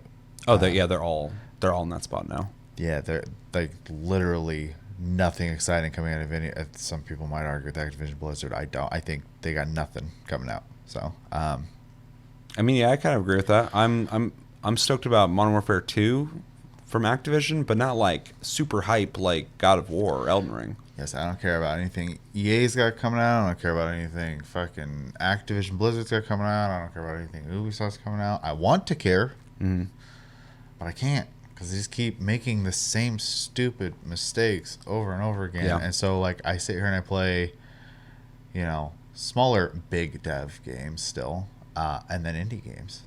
So. Yeah, I mean, they're all past the threshold of like they have to make a lot of money, and they're all choosing to just try to get in on things that are currently making money after those things already got established. Yeah. And so they're just chasing trends to try and make the money that can be made right there. And Ubisoft has been failing at it because they just cannot make the online game they want to make. Outside of Siege, but that's an old game at this point. But yeah, like their attempts at battle royales have been horrible. Their attempts at like live service games, Division 2 people still play, but like a lot of other games, mixed. Like, I think these companies, the biggest things they need to like read the room. Like, the market is so oversaturated in service games that the market's tired of them. And not to say that one couldn't come out and be successful, but it would have to be a very passionate project and not hey, I have this plan to get people addicted to this game thing. Because we're all like kind of like we've seen it. Yeah. And it's not like effective anymore, and so we're just like, no, I don't want to invest my time into this fucking endless sinkhole where you obviously are just trying to nickel and dime me. Well, that's the thing is like we're already investing time in other things. Yeah, you got to bring something big to pull people away from that. Like you're late essentially. It might not feel like if we could have released this earlier, you'd be playing. Yeah, probably that's just how it is. Like. So make something that people like that's undeniable that they have to play. Not just like, well, we also have a game like that. Well, who cares? I've already put like 500 hours into this one. That's where all my friends are at. Like, none of these companies are creating like the new fucking hot game or trend. They're just chasing things. So it's like, we have to look at these like mid, AA developers or like indie developers to create like the cool ideas, and then later it's like these huge AAA companies are like, we also need to get in on that, and it's just like it's a horrible strategy. It's like they're just hoping to keep doing that to sustain themselves long enough to just trickle as much money out of those projects as possible to move on to the next cookie cutter fucking project. I mean, it's just not creatively driven. Exactly. And the best games are ones that you could tell like someone had a passion for making it. So. Yeah. It's like if you hear a song that's like really great and then that person just keeps creating that kind of song over and over again. Eventually you're just I don't like, want to get into music, but yeah. yeah, it's devoid of the original passion that created the thing that you really loved before. So 100%. All right, enough ranting on the state of AAA. Maybe I should just do a rant video on that. But every time, it's just sad. Every time Ubisoft comes up, this happens. So yeah, it's just sad. They should put their priorities in these stupid projects, but also put some of that resource that they're doing that into passion projects and see if they can create something. It doesn't matter. Let's just watch this. You ready? Yep. All right. Ubisoft Forward official live stream from today in 3, 2, 1, and go. All right, Susan, be kind. True. I might mute parts that Hi everybody, they're not thank friendly you so for much us. for tuning into the September edition of Ubisoft Forward, the showcase where you get a taste of all the great things we're cooking up. I'm one of your hosts, Neelam Kumar. I'm Yusuf Magid, and I'm so happy to You're be one here of them, today dude? because Oh, this that's year cool. we're global, streaming in no less than 11 different languages. So a big That's hello impressive. to everyone around the world. We're No also less. live in 4 sign languages and 2 audio descriptions, so we got you all covered. Yo, Neelam, I love this studio. I feel like we're big time now. Come a long way from being interns. I mean, look at us. Hey, come on, look at us. Look at us, who would have thought? Not me. But let's get to the real reason why we're here today. Games. If you caught the Ubisoft Why Forward are they so pre-show, you obsessed should with, already be like, caught up on some super everyone exciting being updates from current buddy-buddy with releases. each other all the time? Because they And want now, you to think in that the the next few companies minutes, ran we'll show like you that what and you can everyone expect from our company's live and happy and upcoming friendly. games, Put a fucking including with robot a up very there for all I special care. Assassin's Creed showcase. They did. In fact, 2 of them. let's check in with them You know what right I mean. now. These guys are robots. Well, hello everyone. Stay tuned for the Assassin's Creed showcase coming up later in the show. We'll celebrate the 15th Why are you guys off to anniversary the of this side? amazing franchise and share the future of Assassin's Creed. So don't go anywhere. We'll be back soon. I'm We'll definitely be not catching staying up with the here. Assassin's Creed crew later in the show. But we also wanted to remind you that right now, you're all eligible for a 3-month subscription of Ubisoft Plus, giving you Not even access to some of our interested. best games. For more Already information, bought check enough the of your details on the fucking screen games. below. It's like when they And put now, fucking on to the games. That's right. was it And called what a Play? better way to start the show than by Or diving whatever. straight into the colorful world On fucking of Steam. Mario I and was the like, Rabbids. This latest adventure, oh, fuck, Mario I plus want Yeah, that. now all these things are Sparks being of absorbed by Hope, Game set to release Pass, on which is kind of October sad. 20th on Great for Nintendo Game Switch. Pass, but Before we catch up with the game's creative director, Davide Soliani, let's take a quick look. I'm just getting kind of burnt out on subscription shit. I think a lot of people are. Which is kind of crazy.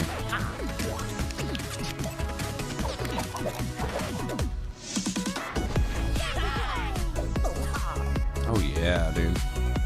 This is a banger. It's so funny that some random fucking party game on this. That was the Wii, wasn't it? It's turned into such a fucking brand for them. Was it on Wii? I'm not 100% sure. Hello everyone. I thought it first came on Switch. A few months ago, we gave you an The exclusive. Rabbids? Oh, not the Mario Rabbids game. I plus thought you were talking about Rabbids the tactical. Sparks No, of no, Hope. yeah, I I'm gotcha now. No, Showcasing you're the right. game's unique The mix Crazy of Rabbids. turn-based combat, real-time action, and open exploration. We also did a deep that Guillermo dive del Toro? on our unique team of heroes. I want to thank you so much for your You don't need to. tremendous feedback. And I know you now want to see more gameplay. So today we are back to show you for the very first time a first look at one of the quests from the game, including a This special stage is battle wild. that we took great pleasure There's in. going it's just a full big- AR, yeah. Yeah, it's just a big green screen, but Yeah.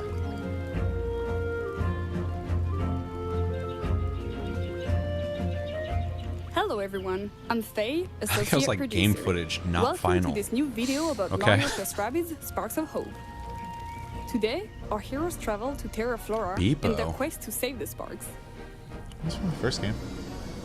Love This that green name. and usually flowery planet is struck by a drought caused by Curse's malevolent influence. I barely played the first one, but looked really cool.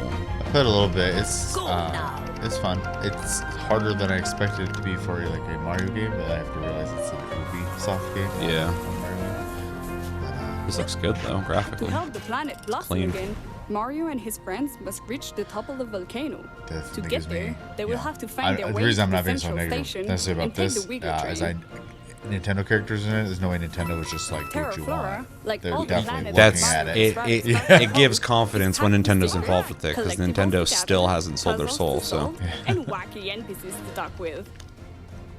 With the help of people, heroes I mean, I think can we got a little interact with lazy the during the Wii environment in generation, various but ways to uncover they secrets still or reveal care a about hidden their path to main new zones. products. Like, Yeah, for sure. There are many interesting places to visit and secrets to discover on Terra Flora. Giant trees, lush plains, and guy's hidden pissed. caves. But let's You get don't like back on seeing track. people. it's like you guys are a We have a long way train from to catch. Starbucks. This ain't your neighborhood. All aboard! Damn. Is he French? I mean, Is that the Ubisoft flair right there? Ah, le bois! Oh, I love it. It's sad that this is probably going to be the most exciting thing in this whole Ubisoft Forward. Who's that wild one? that's a good question.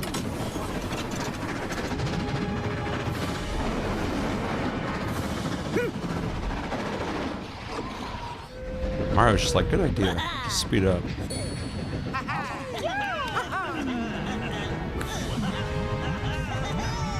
I'd be pissed if there's just like a weird little rabid version of me hanging out with me. Just wearing what I'm wearing. He's cosplaying. The Reader has been enraged by Cursa, and we must stop it before it destroys the train. It's an interesting transition from cutscene Mario to and the his battle. friends will face numerous enemy archetypes on the battlefield, each with specific strengths and weaknesses. We need to prepare accordingly. Let's pick Bowser first. His huge health stats will allow him to sustain heavy damage. Rabbit Rosalina's signature technique will be key to neutralize enemies while the other heroes focus on the Darkness Eyes. We'll keep Mario in the team to take advantage of his great mobility skills. Now, the sparks. There are dozens of sparks you can pair with your heroes. They will grant elemental damage, resistances, help control the battlefield, and much more. Othering will help Rabbit Rosalina getting behind enemy lines to wreak havoc. It's interesting they kind of turned that into a... Well, it just seems like they're rabbit versions of the stars. Yeah, well, and it's just interesting that they chose to use that as like a activate Mario Spark Aquanauts to gain additional splash damage. Thanks to the splash effect, Mario can push the Uzo out of the train while he destroys the electric barrel with his second attack. Damn. Rabbit Rosalina can finish the Uzo off, while Bowser takes advantage of the large attack radius of his bazooka to destroy two Darkness Eyes at the same time. Clever, dude. Fast forward. New enemies are spawning behind us. Damn. We must get rid of them. That was pretty heavy. That must have been fucking crazy attack. Yo, Kamehameha. Let's use Mario Spark Glitter to lure those enemies out into the open before triggering Mario's signature ability, Hero Sight.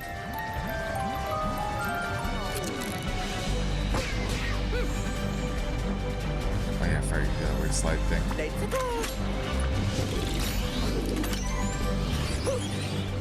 It's time for Bowser to get his revenge. Damn, Mario pulled out guns.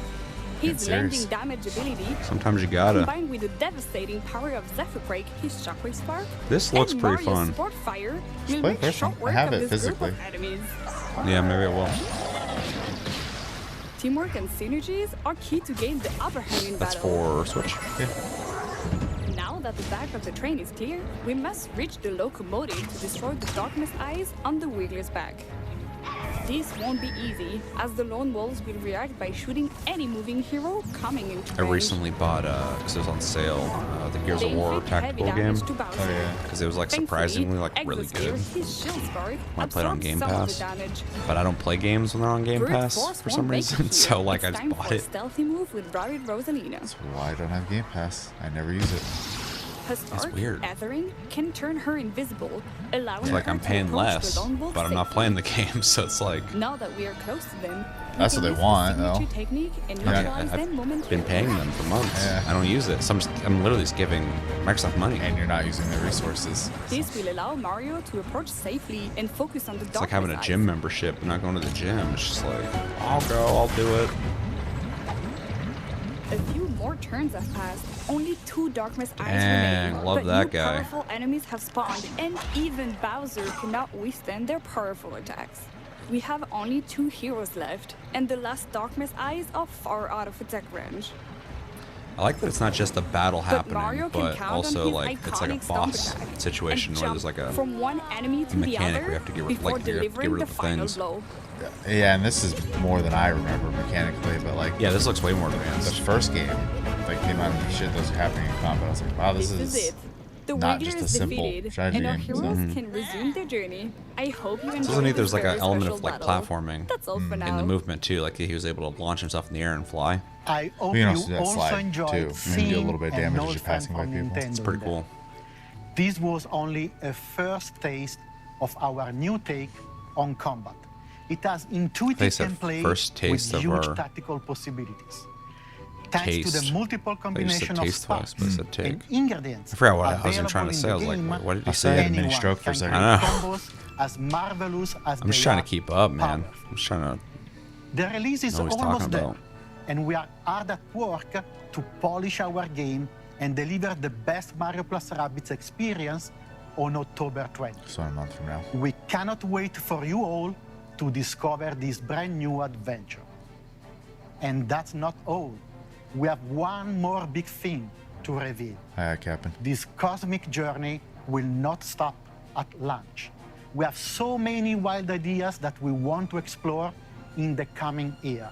It is a bit early to announce all of it, but I couldn't resist to give you a small peek at what is to come. Our post-launch plans include 3 DLCs, and the third one will even introduce a new special playable hero. For me, as a creator, and for many at the studio, it's a dream come true to have him going in an adventure with our dear Rabbids heroes. I hope you will like the biggest surprise of our season pass. Thank you. Man, it's cool they're going to be adding heroes to the game. Yeah. And, you know, obviously if the game's good and the DLCs are good, that's cool. That last part was them basically going, hey, we have an idea to further monetize this game. Yeah. So. Oh, Rayman. Interesting. That makes sense. I like how person. Yeah. I like how they reveal it this way. Yeah. I love the Rabbids and I love the world of Mario. Of course you I'm do. so glad to see them teaming up once again. Davide is Also, so passionate who about what he doesn't love creates. Mario? I can't wait to I play don't as even play Rayman him on my that team in much, this and, new like, DLC he's an adventure. iconic character. If you like what you just saw and want True. to dive into the conversations online, just use hashtag #UbiForward. It's up If there. somebody's on the like, screen. I hate Mario, I'd be Now, like, why? back in July, we Yeah, that's revealed the new weird. direction. Yeah, I don't know. How would that be And since possible? then, the team at Ubisoft Singapore has been hard at work getting the game ready for launch. Let's take a deep dive into the world of Skull and Bones. They seen to release this game, man. Like, I'm gonna play it, but I don't think it's gonna be like amazing. The end of the I don't know. That 17th last century, video we watched of this when really ruthless unsold it to me. corporations ruled Yeah, the it killed it cities for with you. an For iron me, I'm fist. just like, yeah, I'll play this, but like at the same time, They ignited a battle. I feel like it for could global be supremacy cooler. to Like, I don't dominate know. the world's Yeah, I was looking most forward to something that valuable was trade like routes. kind of along the lines of A flood of exotic goods from the Indian Ocean I forgot the name stormed of the it now. west, Sea of Thieves, but you know, with a creating new addictions. non-cartoony look to it, and maybe some more And where there's blood, progression predators. style things to do since it's Ubisoft. well, they've been doing the ship Labeled as combat enemies of system all since Black mankind. Flag, and it's like they got This it new down. green Like it would pirates be a more show no fulfilling ship combat than Sea of Thieves can offer if they want to go all out on it. And it probably still will be, but it doesn't offer They created the secret adventure trading networks experience and of Sea built of their Thieves. The So, pirate part? yeah. But they were always just on the the ship edge of losing I know some people don't like the games being compared, but it's like and sinking to the kind of depths. how many pirate Skull combat, bones. pirate ship combat games are there? Like, I think they've definitely made it clear that they're not trying to be that game, right? yeah, for And sure. that's fine. But they like almost made that game without being able to get off your ship. Yeah. Will you sink to the bottom So or they've climb just made to a the very versus ship top? game, which is In the fine. dangerous But world of Skull they and lost Bones, me in the process. everything though. around This you kind of is reminds either me your of, prey except for or with your downfall. PvP, that This is where top-down you ship and game your we played, friends will Windward. have an authentic love that pirate game. Yeah, that game's really experience. cool. In our It game, reminds me of that, as your except for infamy it's begins to AAA spread and across the third Indian person. Ocean, you will gain access to your own pirate lair known as the You guys keep saying all this. Here, you'll kickstart your ascent as a pirate kingpin by manufacturing and smuggling illegal and high-value goods to sell to the highest bidder. No longer taking orders from other pirates, you'll now be the one calling the shots. But with all the riches now for you taking, you'll also have more to lose.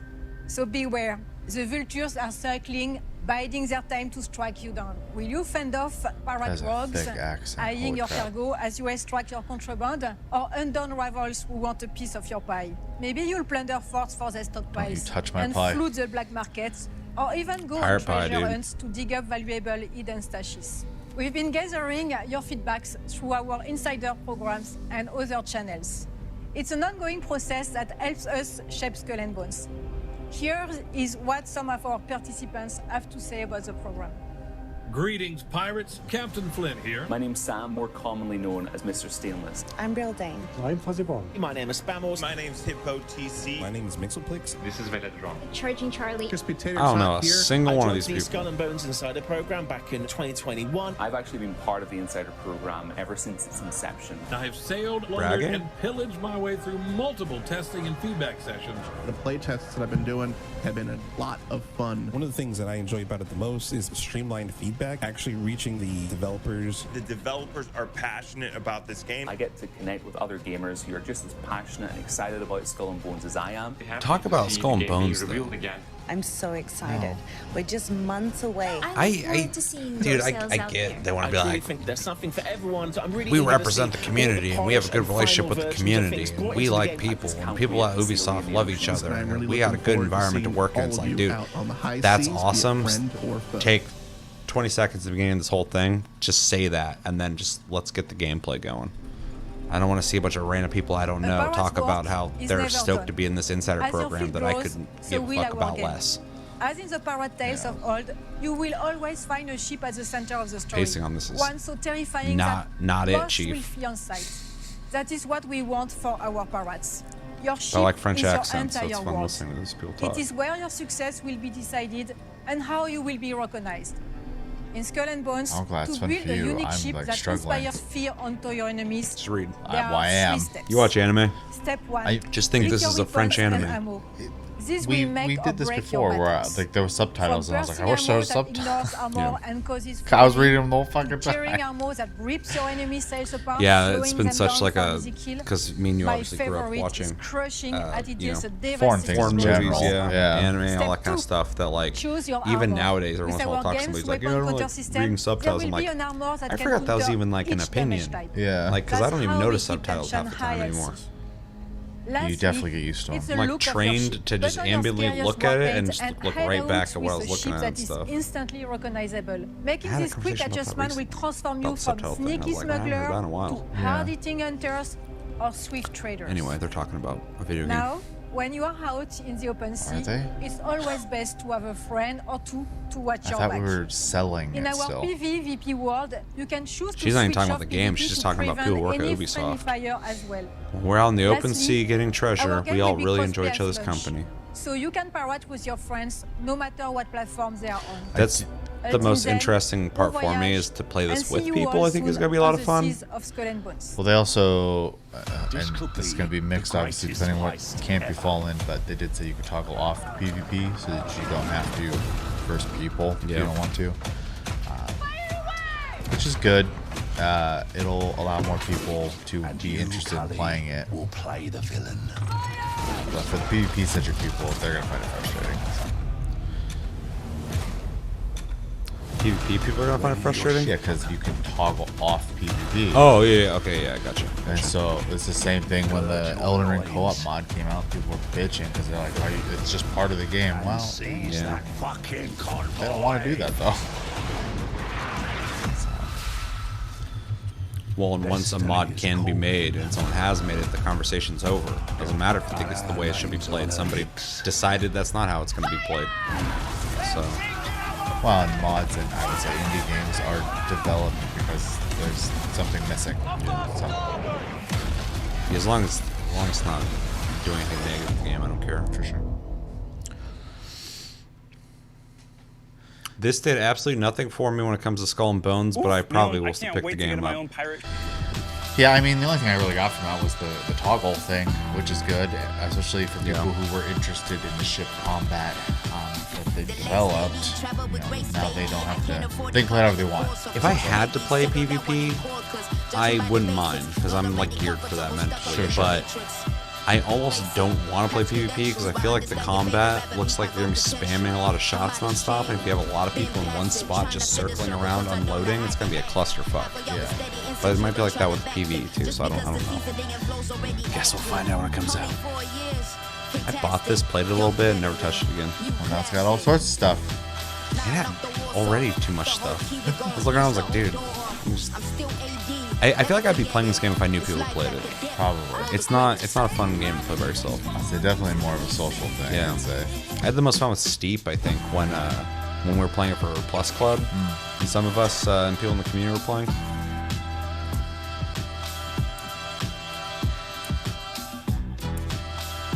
Well, yeah, because otherwise, I mean, I can imagine it getting stale really fast. Unless you're just super passionate about the sports that are in it. But Well, I actually really did enjoy Steep when it came out. Like, I bought it when it came out, and I thought it was a really great idea. and I would like try to just improve my scores and stuff like that. But then after playing with people, I'm like, this is a social game. This is a game where you should be like, you know, when you crash, like, oh shit, did you see that? Or, you know, when you're all doing the same jump, trying to get the highest score, there's an element to it. It's a lot more fun than being alone on a mountainside, freezing your ass off. Riders Republic Season 4 and the BMX add-on launches in just 4 days on September 14th.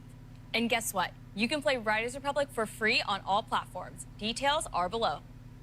Now it's time to put the spotlight on one of our most successful online action role-playing games. Yep, it's time to catch up on the world of Tom Clancy's The Division. They call it a role-playing game? Hello everyone, I'm Daria Ilina, community developer for Tom Clancy The Division 2.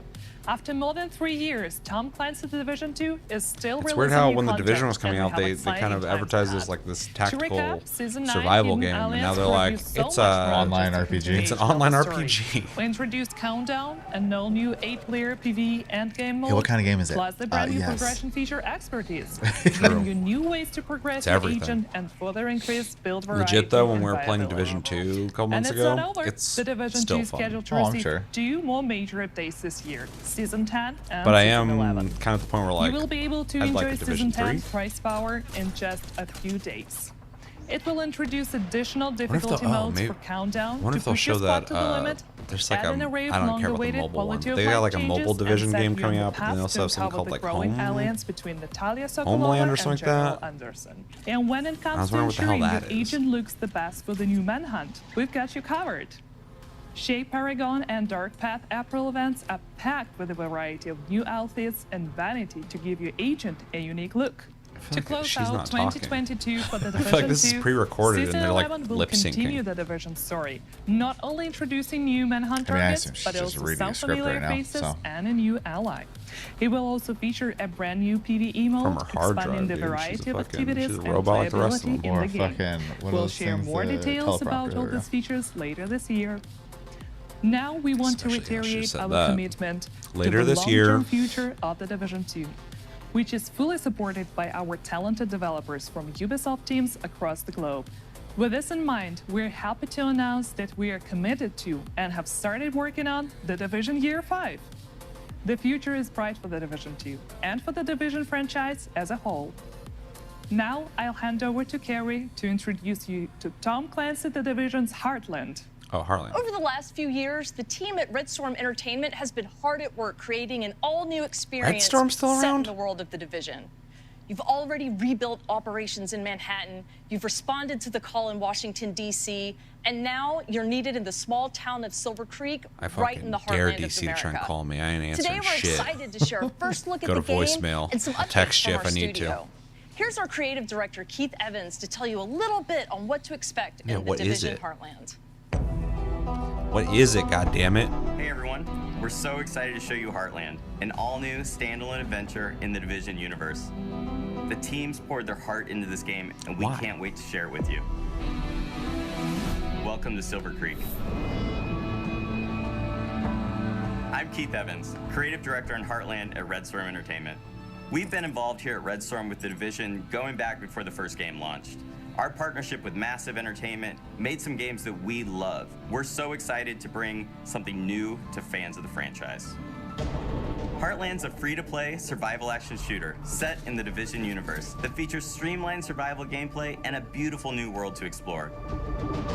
You play as a Division agent, given the task of protecting Silver Creek, a small town in middle America, from enemy factions, I just mean like rogue the video. agents, and a deadly It's like contamination. 720. This game ties directly into the timeline and introduces all new characters and storylines to the franchise.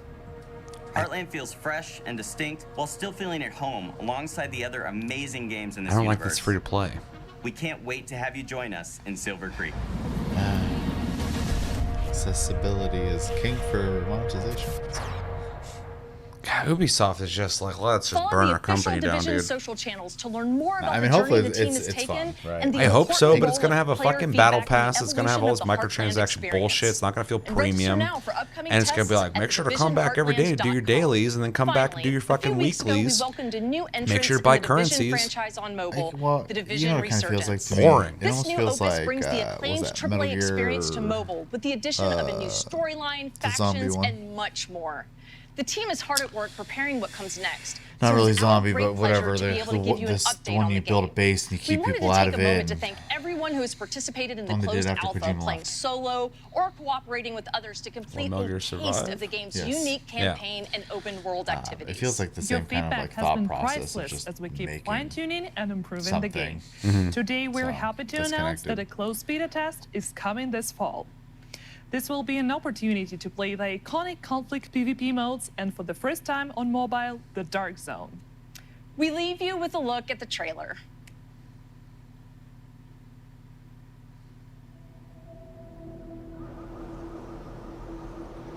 Oh, this is the mobile game. Yeah.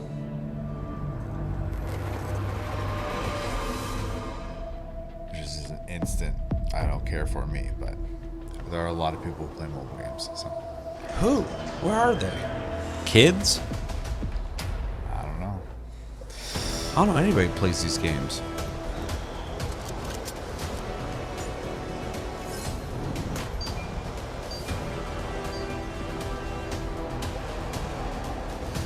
I'm at the point now though where like I have to have dedicated time to play a game. I'm like, I'm gonna play games right now. It's not gonna be on my fucking phone. So I'm like sitting here, I'm at PC or on my PS5 or whatever. But if I'm like out and about, I'm not like, well, I got 15 minutes to play some Division.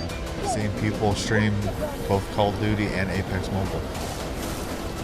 And Apex Mobile's out? I think that was a thing. And then PUBG as well. I've seen that. People stream that. I was like, oof, yeah, this is not a topic of interest for me. Yeah. And that's probably exactly why this exists. Yeah. It's because they're like, well, they're doing it, we got to do it. We want to make that money too. Well, mobile's more accessible, I think, than probably most platforms. So. Yeah, because it's free to play games so kids get them. And then they just fucking spend their parents' money on it. Yeah, pretty much.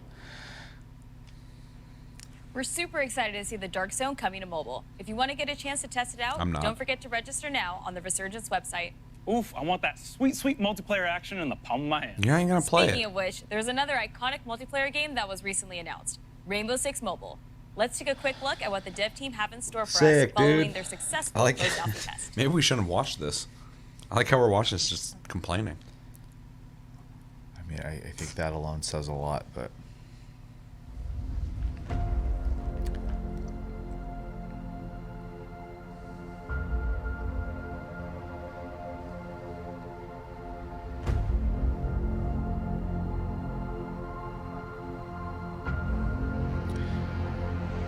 If you're tired of being toxic at home, you can be toxic on the go.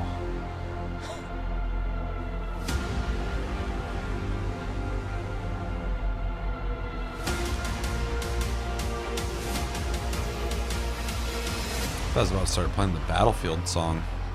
Dun dun dun dun dun dun dun dun dun dun dun dun. He didn't even show anything.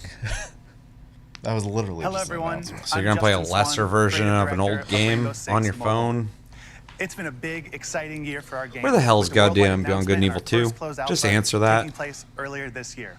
It was amazing, finally getting to see how our players and community reacted to the game, and we couldn't be happier with the initial feedback.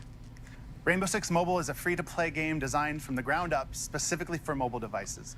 When we started production, our objective was crystal clear: to bring the Rainbow Six universe to the mobile platform and allow more people than it ever seems like before that would be the from all objective around if the that's world what you plan to on enjoy doing. this competitive, tactical, and team-based FPS experience. Our mission is to develop the best Rainbow Six experience possible on mobile, and we can only do that with your help.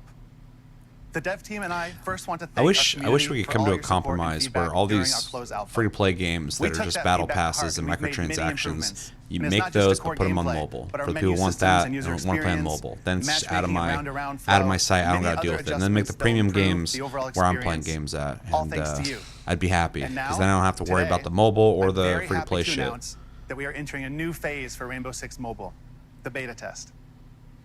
The closed beta starts this Monday, September 12th. Can't wait, dude. And the good news is that Android users can still pre-register on Google Play for a chance to participate. Just a quick note for our iOS users, don't worry. We are working hard on our iOS version, and you will hear from us in the near future for upcoming Got you tests. covered. I don't give a shit. What can you expect to see in the game during the beta I don't even test? play normal Rainbow Six. Our biggest addition is the first stage of our operator unlock and progression Can't be system. upset if you started This playing means Rainbow daily Six on challenges to mobile. complete, a ticket Oh, system this is really to play good. with It's like, and unlock okay, your why didn't operators, you play the other and even a one? battle pass to progress through. On top of that, we have some great graphical and gameplay improvements, social features like voice chat and persistent teams, and a more streamlined menu flow. You will also be able to compete in 3 iconic Rainbow Six maps: Bank, Border, and the newly added Clubhouse. Can't Keep wait, in mind, dude. this is still a work-in-progress version of the game. Graphic quality and content are much improved from our alpha test, You can say but that, still but not people are final. going to judge it immediately. As we continue along this exciting road to release, we must move forward alongside you, our players and fans. We believe this is the only way to deliver the best game experience possible, and we are dedicated to developing Rainbow Six Mobile in as transparent and collaborative way as possible with our players. Now, Yeah, you collaborate may be wondering by in which giving countries them the closed options to beta give you will their be money. available starting this Monday. Well, Wherever you you'll got, find dude. You want to do answers it through, in this next video. you know, Thank you for all your Android, support, and see you in the through closed your beta. mobile provider, through PayPal. Take a credit card. Why even show the teaser if you're going to show a trailer? I don't know. Just like earlier, they showed a little bit like, now here's a trailer. It's like, what? Just show it all at once.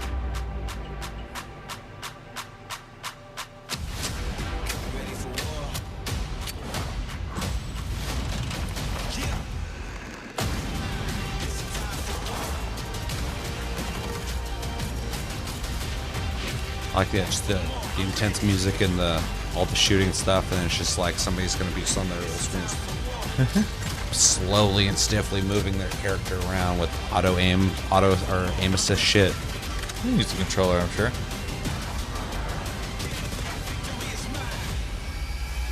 I've paired a PS4 controller to my phone. Not for this. No, it's for Minecraft, but What about for I'll ask them Diablo? about one day. Diablo Immortal, dude. I won't touch that game. Give them all the money. No. Okay, yeah, see it. Let's go. Ubisoft, you guys are pissing me off. The Rainbow Six Mobile closed beta starts on September 12th. Here at Ubisoft, we're developing some world-class partnerships with some very big players in the industry. Here to tell you a little bit more about it is a very special guest. Hi, How special? I'm Mike Perdue from Netflix. As you know, we've started to offer a selection of mobile games on our service. And today, I'm excited to announce our partnership with Ubisoft to continue bringing great games for players all around the world. Over the next few years, not 1, not 2, but 3 games from Ubisoft's most beloved franchises will become exclusively available to Netflix members. Is The this first all game just is Netflix Valiant shit? Hearts 2, a sequel to the award-winning first game, directed by the original core see team Apple TV and in available here. to play I in saw that January too. 2023. You know what? I'm gonna do Next us all a up. favor. Which brings us to a very special I offer am that we definitely haven't referenced before. Not Check this out. interested in Netflix collaborations. Ubisoft makes the games you know and love, and that's only This is Ubisoft A Plus. lot of free games in a 1 month. Second You sure mention can, of the so show. be sure to sign up right now.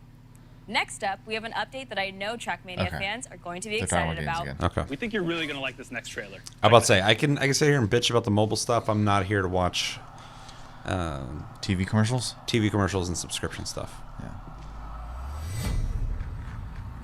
I didn't know Trackmania was still a thing. I'm surprised they haven't made a new one. I see But I guess they always are just adding things to little it. So clips of, clips here and there still on it, so. I feel like it's like one of those games that probably has like a pretty dedicated fan base. Yeah. It's about to begin.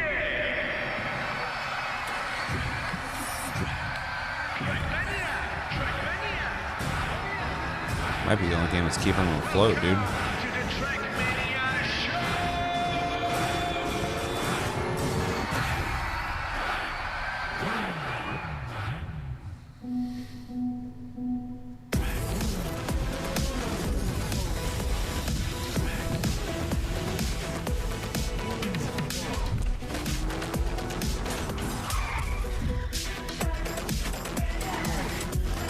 really is one of the only things I've seen that kind of reminds me of like that old school like 64 era of racing. So. Yeah, I played Trackmania a long time ago. It was fun enough.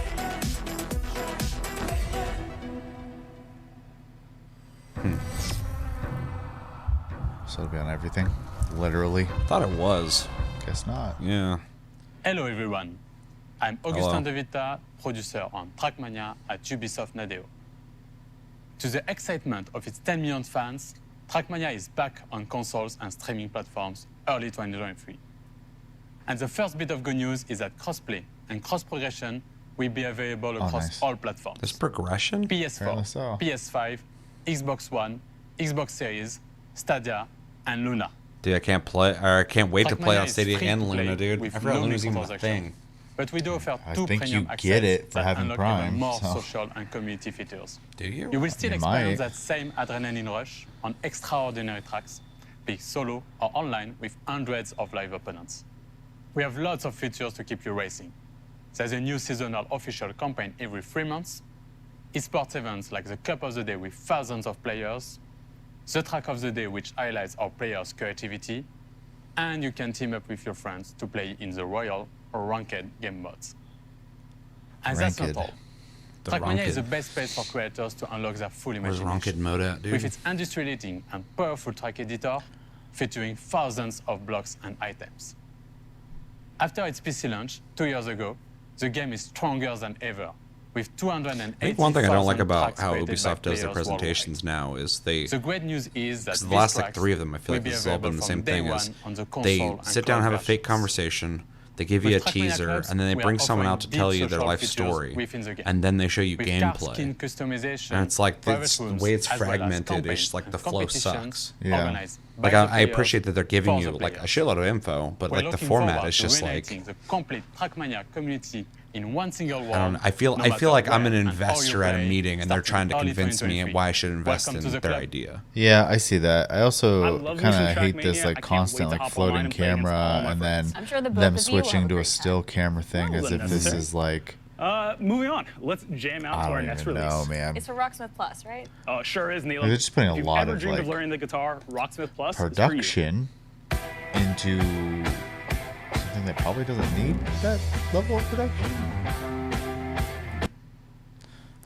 That's a very famous song. Sorry, what was the last thing you said? It's fine. I was just gonna say it's a lot of production for something that doesn't need to have that much production, right? There's a reason like the people at Nintendo they're sitting in like a box basically. They say the thing, they show the trailer, like or Sony doesn't say shit, they just go, here you go. Yep. Well, because they're respecting your time. Yeah. They're not trying to message anything to you. They're just going like, hey, here's a game. This is what it looks like. Hopefully you enjoy it. Yeah, I bet you there's a 10-minute cut of this somewhere. Just Probably. showing, like, There's so much fat you could cut from this. It's ridiculous. Which I shouldn't have to feel that way. Like, I don't mind watching a long show, but I need to be, like, wanting to be here. Mm-hmm. So. Always wanted to learn how to play the guitar, and I feel like Rocksmith Plus is the perfect tool to get me started. Well, if you're going to learn guitar, you should also practice your dance moves. You mean these dance moves? How could I forget? Well, for those of you who like tearing it up on the dance floor like Yusuf, our next game is right up your alley. This year, get ready to step into Who's a this new aimed at, era though? of Who's- Just Dance. who's watching him Let's check do out that all and the laughing? exciting surprises the team's been working on. I'm going to say probably nobody, but he's getting paid to do that. Sure. I'm just...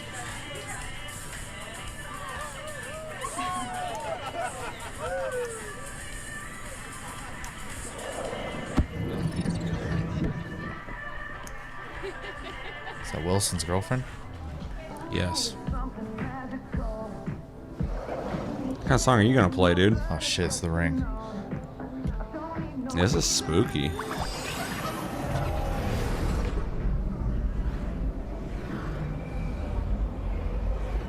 I hate how they look.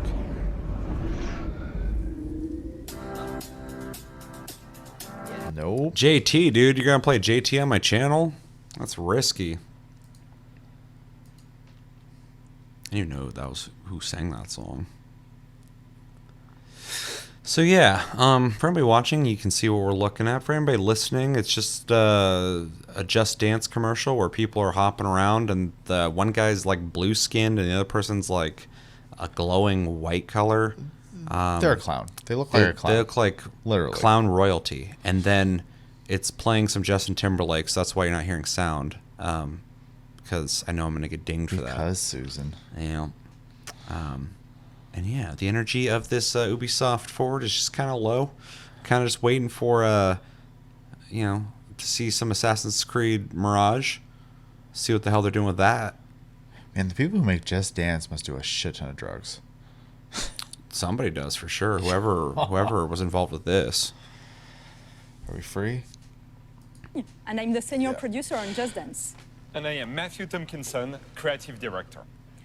Over the past decade, Just Dance has become a fan favorite around the world. Whether it offers you an instant mood boost, a sense of community, a creative outlet, or a way to stay active, dancing is a form of expression that speaks to everyone. With this in mind, our passionate team has been hard at work on the latest installment to bring you even more ways to dance. This year, Just Dance offers a renewed experience with a new art direction, user interface, and an optimized recommendation system that finds playlists and songs that fit your every mood. We also invite you to discover brand new characters and follow them into immersive stories across rich visual and musical universes inspired by the latest hits and all-time classics. The game is live at heart, and it will continue to evolve throughout the year with new songs. So Just new game Dance is modes, just a seasons, live service and now? much more. Yeah. I mean, that There makes is complete always sense. something I'm surprised exciting that no one happening made in like a Just Dance. DDR. For starters, Like that. for the first Konami? time ever in Just Dance, Yeah. you can enjoy the No, I'm new not online surprised. multiplayer experience that will allow you to dance Because like I was thinking about that whoever you want, a while no matter ago. Like where if they you are. said like With this feature, you can you're create trying to sell the private peripherals groups still. of I don't know up if to people 6 are in the market for that people anymore, but like online a dance sessions. DDR pad, Let's and then check just out have this like a new live mode service together. DDR where there's like song Here is packs. the new homepage of Just It Dance. makes sense. Where you Yeah, can well, discover I also all feel the like, activities the as game much as I don't has want to to necessarily encourage everything to be a welcome live our Just service, Dancers. and things when it comes to like music, certain everyone. things, there's licenses As you can see, that expire you will be after a able to while. group You kind with of your saw that friends. issue with, I can't remember what game it Interact was, with but them they with our had new to sticker like, system it had to get like and pulled pick off the songs you stores want because to the party license along. for the music expired or some shit. Okay, let's jump into the song So. if you want to party. Which is fucking wild. Blah, blah, blah, blah, blah. Is this a real song? I would just pause it, just or mute it in case. Skipping Just Dance. Okay. Personally, I can't I wait just to it's visit just all my too friends around many the world. minds, man. Yes, Neelam, That I'm like I have walking friends around the world.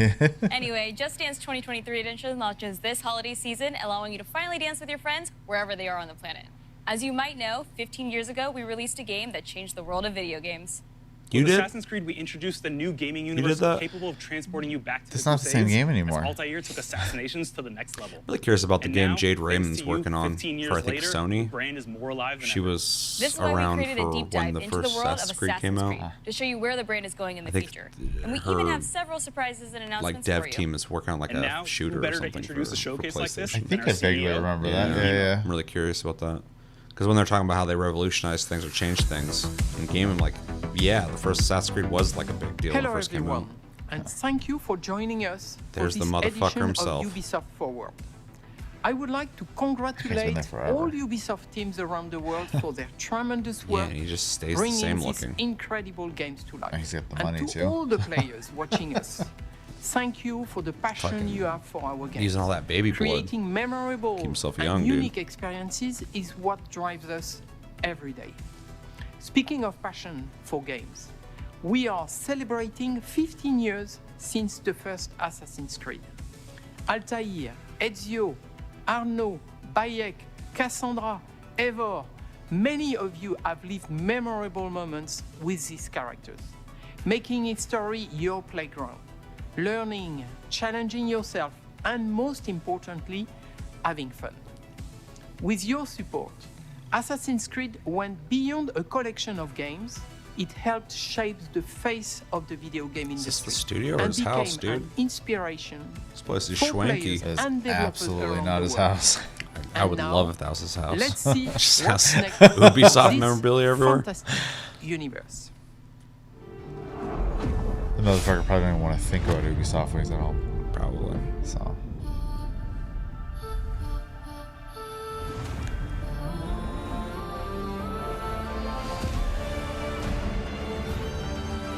Here's the problem with this Ubisoft Forward is it's too long already, and it feels like it's full of filler. True. It's like, let's jerk ourselves off to, 15 years of Assassin's Creed. Are you ready for this? It's like, yeah, it's cool, but we don't need like a whole presentation for that. Come on, don't be shy.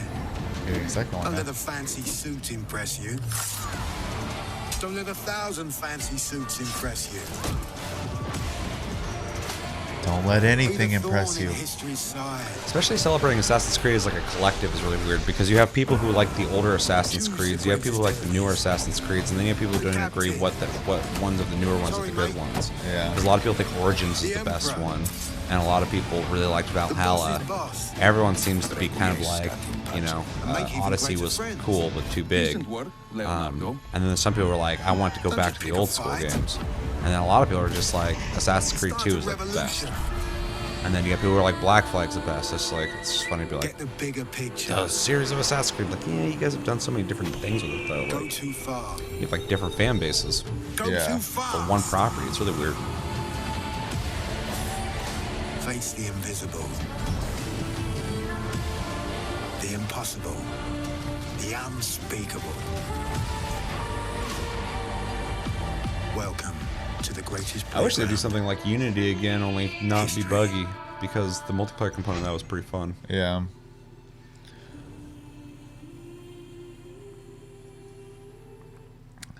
Hello, everybody, and welcome along to the first ever Assassin's Creed showcase. It is time to leap into history.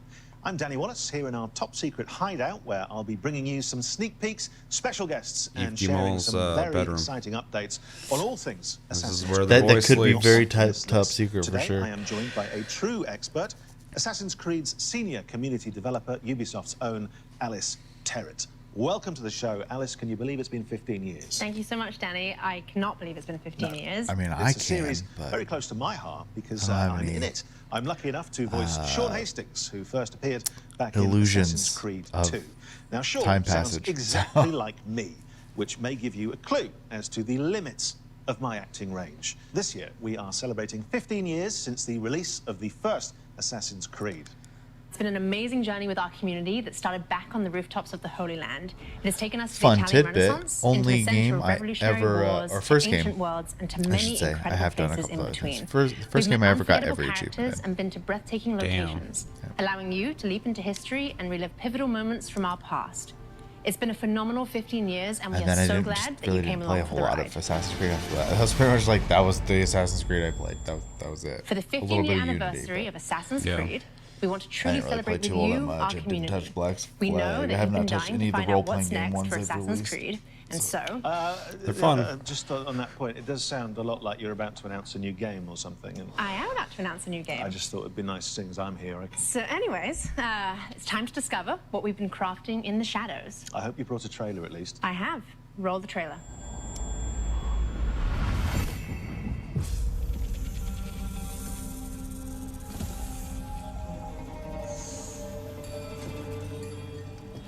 Basim Ebne's Hawk. Are you ready to give up who you once thought you were? I am.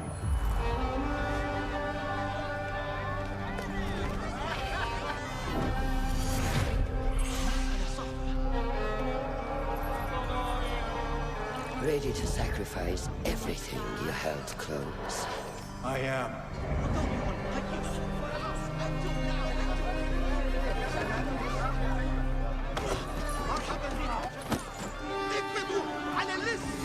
I think I'd read that the next Assassin's Creed they're working on is going to go back to being like a single character and more like the original games, which is kind of interesting.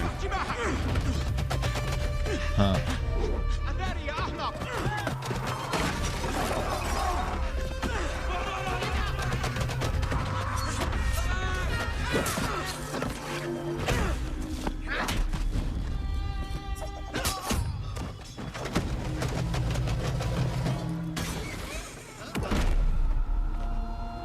Then out of the dark, you will come into the light.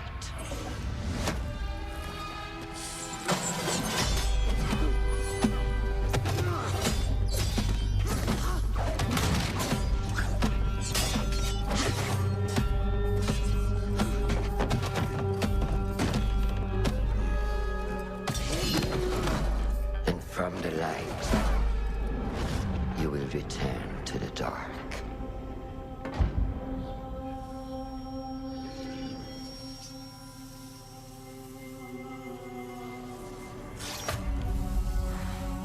Never forget the tenets you have sworn to uphold. I fucking took that like a man. Jesus. Yeah, he didn't even fucking care. Stay your blade from the You're just like, flesh what? of the innocent. Hide in plain sight. Never compromise the Brotherhood. You figure throughout history in all these different countries across the world, there have always been people in these white robes without fingers killing people. That, like that info would circulate eventually, and like, you're walking down the street and you're like, that motherfucker's an assassin. Acting like they had the internet or something.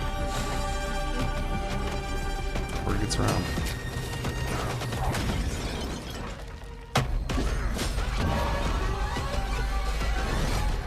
From this day forward, That guy learned a very important lesson to not just start throwing fire at people. a hidden one. Too bad he died.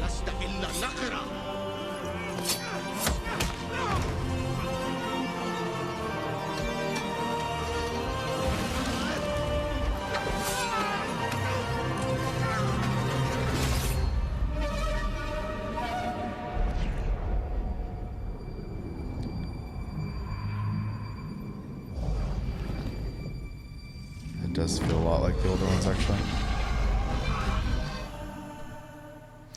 Yeah. Well, will you? Yeah, look it's at just a that weird, Assassin's Creed it's weird Mirage, backpedal. everybody. And here to tell us more Especially is because people Ubisoft like Bordeaux's the new narrative format. director. Yeah. So It's like they can't decide what to do. Thank you so much for coming. Thank you for having maybe me. they're gonna go Sarah, back and we forth. just had a little glimpse of But they do have Mirage. multiple What can you Assassin's tell Creed us about projects this latest happening and at very once, so special maybe they are Assassin's going to Creed adventure? dabble and trying to Indeed, do it is special. the more We go back to the dedicated, roots less of the series. It's been 15 like years, free-form, as you know, pick your and character wanted kind of to go back thing, to the and just try to make a more action-adventure traditional game. that Yeah. you know, More narrative-driven game.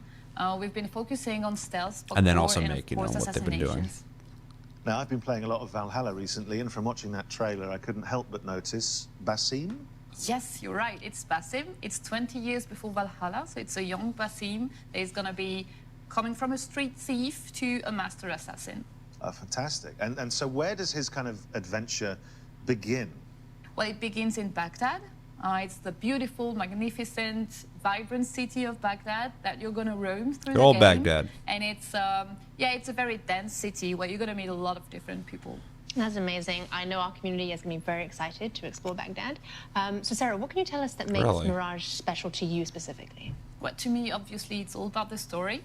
So, as you saw, we have a couple of charismatic characters, starting from Basim. So, Basim is our lead character. We do have Russian that you spotted in the trailer. She's Basim's mentor. We also have a lot of historical characters, like in every Assassin's Creed. So, political leaders, for example, but not just.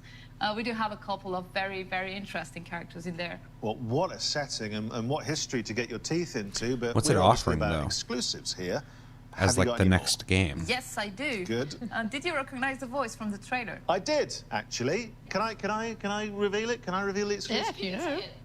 It was the Emmy-winning actress, wasn't it? Shorey Agdashlu. It was. It was. Yeah, you got it right. Good. Yeah, we're thrilled to have her in the cast. She's going to be portraying Russian, so she's going to be the voice of. I mean, Basim's really, the mentor. only thing You here saw in the trailer, actually, so and the far whole that team is I've taken very, from this very that I glad to have actually her. do She's have some fantastic. semblance Such of a interest in is because they're recognisable voice, which making is it why I more narrative recognise her voice. focused. Well, and we were I lucky might enough to actually catch be up with Shori interested just because I earlier, do and she had like this very special message.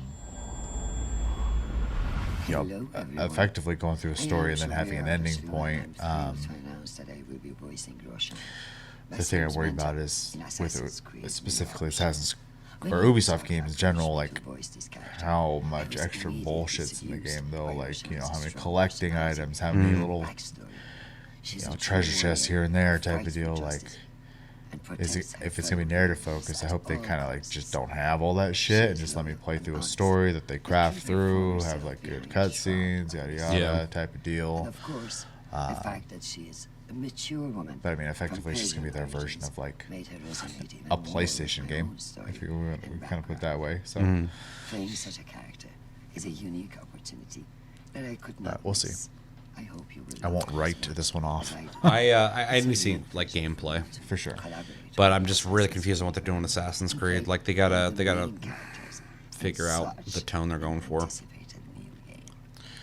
I am wishing you all a happy AC. I do think the storytelling in the earlier Assassin's Creed games resonated with people much more though than the newer games. I think the newer games are just more fun to explore and play and more gratifying to progress through. But I think people take a good story over I think she is, really. That's good. Fun sandbox gameplay any day. I think it's for different people, but like if you have like a really good story that resonates, I mean that's the huge indicator for me of like if I love a game or not is if it's fun and has a great story. If it doesn't have a great story but it's fun, I'll play it. But it's not all. There's definitely like a big dialogue right now too about people like being kind of burnt out on overworld and other exclusive surprises I that think you they actually took note of that. Thank you, Sarah, for being with us today. Thank you for having me. Thank you very much. Well, and they've received the same complaint twice now. Odyssey was too big with too much shit, and then they made Valhalla smaller. But I heard everybody who bought the game because they heard that say that it's still huge. So they might be trying to counter that with just making like a single city with a story. Out of the dark, you come into the light. From the light, you will return to the dark. I just think people don't have as much time as they once did, play games. And so these huge games are just kind of daunting. Well, there's so many of them too. They got to think about that. Prizes, plunder, and adventure ahead. Yeah, be curious to see obviously future updates on the game, see how it looks and stuff. Because I kind of like one and done games from time to time, just to actually get through something. So.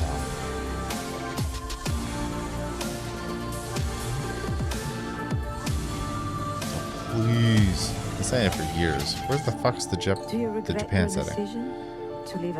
They won't do it. There's so much like, and I get it. You're in Europe, so I do not remember making there's so much Europe and like decision. Middle East and This life. and shit like that. Scandinavia. Yeah, and totally fine. I'm glad you guys do something different every time. But help me out. What is a man but the sum of his memories? We are the stories we So live. one time they kind of touched the Asia as a tales we mobile tell game. ourselves. So, 'cause it was China, right? Gentlemen, as is custom among Yeah, our kind, I think there's also like a Russian we do one not too. plunge headlong I don't into remember folly on the though. orders of a single madman. I'm not the most But act well versed on according to our Assassin's own Creed. Just played it. collective madness. Pretty much every single one, but I've only beaten a couple of them. From darkness we have Yeah, come, one. and The in original. darkness That was it. we shall stay. We are the hidden ones. But I know because they kind of did like a saga of Ezio, that's one that people talk about the most when it comes to like the best story. Yeah. It is a good life we lead, brother. The best. They never change.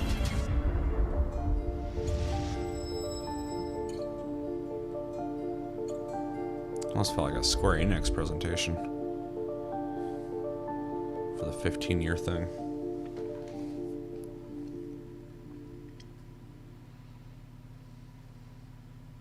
Well, so many memories there. Makes me want to jump back in and just play through the whole series again. Yeah, I played a single Maddie, one. to The continue whole the thing, get celebrations, real. We also have a new documentary out today, which gives a behind-the-scenes look at the last 15 years of Assassin's Creed. Let's take a sneak peek. For me, Assassin's Creed represents my whole video game in the career. It's really like where I learned my job, where I grew in my job. That was really the game that showed to me, hey, you gotta step it up, but like you gotta move on from the PS2, and I fell in love ever since. Pour moi, dans l'univers du jeu vidéo, Assassin's Creed reste une licence extrêmement importante. Assassin's Creed, especially in those early days, showing people what could be done in this kind of broad, open space. Just like climbing up things and just looking at this world and being like, oh wow, I've never done this in a video game before. We're always looking for the next Assassin's Creed. No matter which one is your favorite, you'll always be tied to it because of just how connected they've kept you from the beginning. It's not just a game. It has a philosophy behind it. It's a universe. It's not just this is like one of the first times ever in the history of this channel that I've wanted to like skip segments of the presentation because they're just like jerking themselves off about Assassin's Creed, which I'm sure if you're a fan of Assassin's Creed, this might be cool. I don't know. Well, yeah, some validation in there, or whatever. But yeah, for watching a thing about like the games like forward for Ubisoft, worth a watch to me. there's a lot of just kind of Is like it somewhere on the internet? Yes, it will be discussing on the internet. You can catch it on stuff the that's just Ubisoft not and that GTV interesting. YouTube channels, but don't go anywhere just yet. No. So, back to business, and I've just finished the Dawn of Ragnarok expansion for Assassin's Creed Valhalla. I had a great time, but I would like some more. Yep, that's one of our most ambitious I would like some expansions more to good date. time. But Danny, if you want more, I've got great Is news. this a fucking as we one have game more guy or content what? coming to Assassin's Creed Valhalla. He's a liar. That's what he is. He's an actor. Hello, everyone. Definitely. I'm Gareth Glover, game director on Assassin's Creed Valhalla's post-launch. Since launch, we've continued to create new and exciting content for our community to enjoy. I don't know. We've already released new game modes and activities into the world of Valhalla, such as maybe. River I mean, Raids, Tombs of the Fallen, maybe they got rid of Mastery somebody because I know Challenges, Ubisoft and was more one of those recently, companies that had the like roguelite Forgotten Saga. people getting in trouble Today, for I'm excited doing to announce that in shitty a few stuff months' in the time, workplace we will also for not be being decent launching human the beings. last Yeah. chapter. So let's take an exclusive first look. I mean, you have so many employees, and shit's gonna happen. So. I feel you. Shouldn't. Not that, not that it should, but it's gonna. An uproar of memories stretching far into the past. I have done all I can for my people. It is time to say goodbye and set forth for distant shores. Does she smoke a lot? New adventures. She's tired, dude. I feel that. Yeah, no, this Ubisoft Forward is wearing on me, and I'm starting to feel like her right now. Take a nap before a flight. Where will his new conflict take you, I wonder?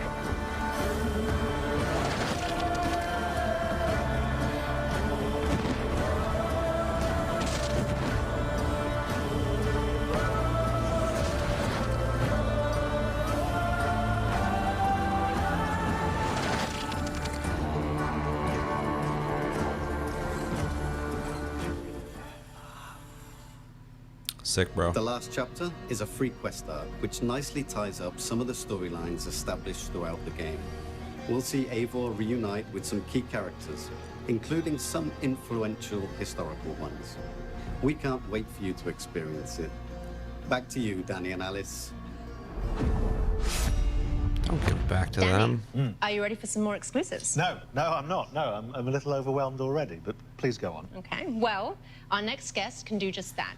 He's no stranger to the Assassin's Creed family with a list of credits, including creative director of Assassin's Creed Syndicate and producer of Assassin's Creed Odyssey. I'm, of course, talking about Marc Alexis Cote. Mac, thanks for joining us. Well, thank you, Alice. It's great to be here, and I love what you've done with the place. Thank you.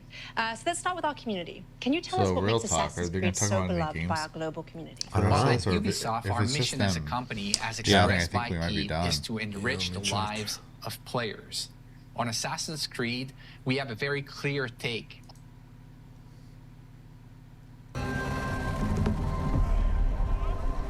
This is. So I'm very happy to announce today our very first open world Assassin's Creed game for mobile. It will feature all the iconic Assassin's Creed gameplay. It's what they deserve, optimized apparently. for an experience on touch controls. And I just like can't wait to tell you more about the story and the setting. Probably. Let's take a look at the trailer. This is a really bad presentation. Yeah, it's pretty bad. When I'm thinking about the time, it's not good.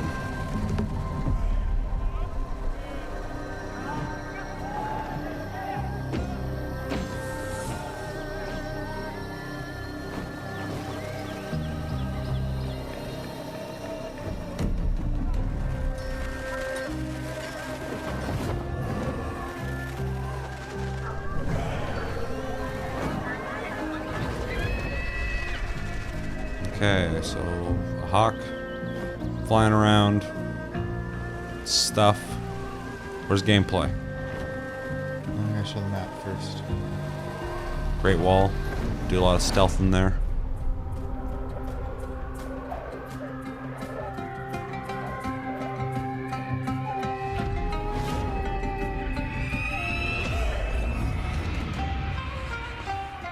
Codename Jade. Well, look at that. A brand new Assassin's Creed game set in China. It looks amazing. Matt, can you tell us a little bit more about the features? It looks amazing. Well, for the first time in our open world games, you can create your own character. You'll get the chance to do things like parkour atop the Great Wall of China, sneak through run in a bustling straight line. cities, engage in intense combat, and discover the secrets of vastness of ancient China. Well, that leads me to my next question. So, Mac, many of us know that a Netflix show is in development, and the community would like to know more. What else can you tell us? Well, it's still early in development, but I can confirm that we are co-developing the Netflix series. They are with really going crazy Ubisoft with Film and Assassin's Creed. Television, They're like, dude, we Netflix, gotta spread obviously, this and all an over the place. We need to make insanely 5 new talented games. We need a showrunner, Jeff show. It's They going to did be a movie an epic, already, jar-bending, a live-action Yeah, adaptation they did. of our video game series. Yeah, they did. But that's not the only thing we have in development with Netflix. We also have a new mobile game in development for their platform. Sick. Wow. So you're doing quite a lot with Netflix. And just out of interest, there's no reason for me to ask this. This is just curious. A lot of people probably want to know who is the casting director for that. Who's a lot of people? Why do you want to know? No, I'm just a lot of people sure have been someone cares. tweeting in about that. Well, we'll put his name on screen. I'll talk to you after about that. In the meantime, let's take a look at the wider world of Assassin's Creed. What does that mean?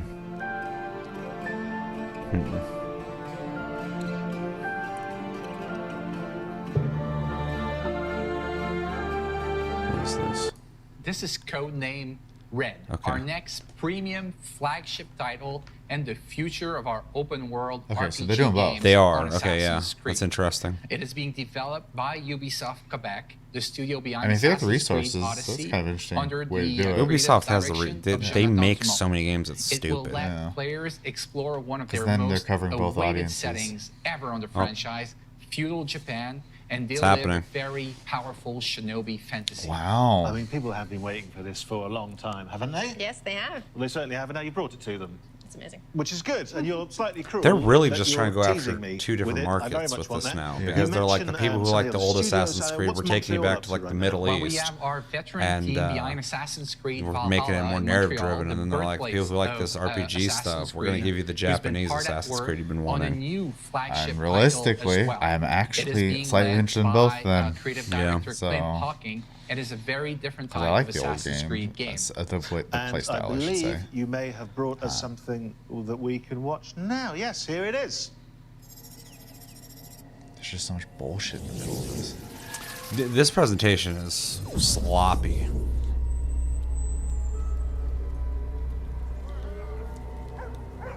I'm just glad there's something to talk about now. Like, Yeah.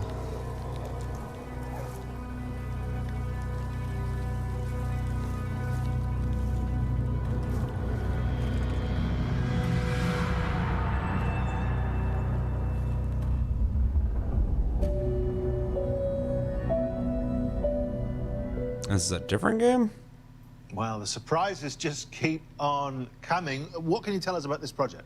Well, this is Codename Hexe, and I can't wait for our fans to tear apart that trailer and find out all its secrets. What trailer? Yeah, absolutely, and work out the code name. You guys have always got code names for stuff. There was it a year ago? There was Codename Infinity. Where are you with that? Yeah, what's up with that? That's a great question, Danny, and I'm happy to give you a little bit more about Project Infinity today. It's like half the company working on Infinity fucking is not Assassin's a Creed now. game or Seems per what? like it. se.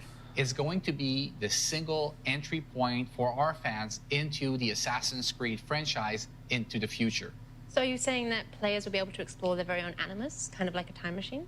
Exactly, Alice. Infinity is going to be a hub that will unite all our different experiences they were doing and our that. players together in meaningful ways. So, obviously, that begs the question: if you're connecting players and there's more than one player, a lot of people will be thinking, "Are we talking multiplayer?"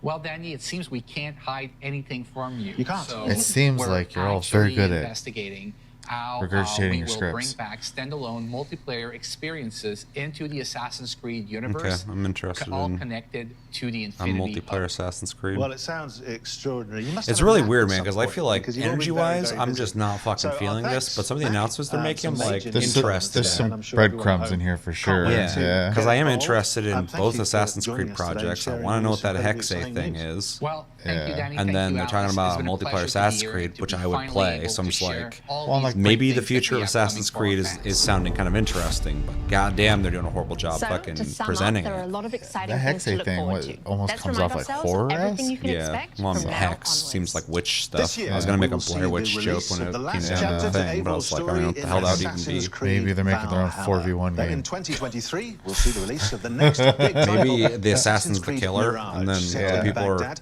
and following the story trying of to get Basim murdered. from street thief to master assassin. Then it's time for the long-awaited setting of feudal Japan with Assassin's Creed Codename Red.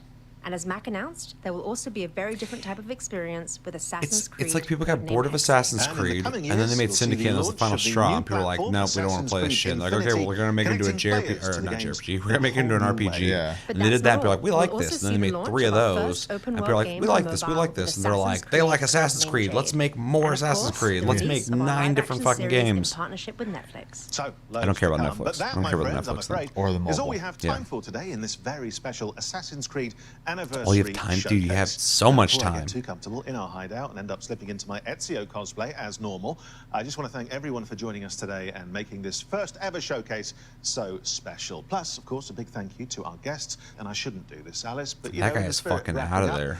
What's the one I would thing be you're most too. looking forward to?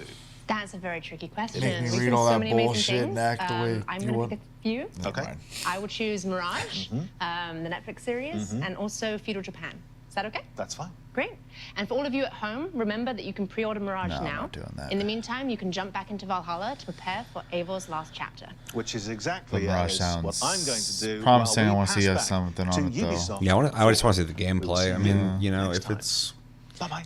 what they showed, it just looks like Assassin's Creed. So I need to see what they're doing with it. Yo, But that was one hell of a show. it is interesting That was one hell of a that show. they're trying both Well, that approaches. does it for this It's almost like they're edition of testing the Ubisoft market to see Forward. which We hope direction you you guys enjoyed wants to it. go in. Yusuf, what are you They looking for? kind of have to since we covered so many great fucking games everything today. they've released Can't wait lately to has play 'em been all. dog Well, shit. if you need a reminder of all the upcoming games featured today, head to our website at ubisoft.com.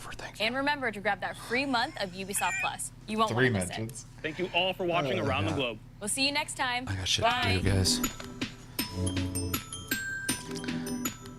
Alright, that's it. All right. Well, that was that presentation. I don't think we'll have a whole lot to discuss because I feel like we just kind of made it very blatant throughout that whole presentation how we felt about it. But I think the big takeaways are essentially just the Assassin's Creed stuff. There's obviously a huge future in Assassin's Creed going forward.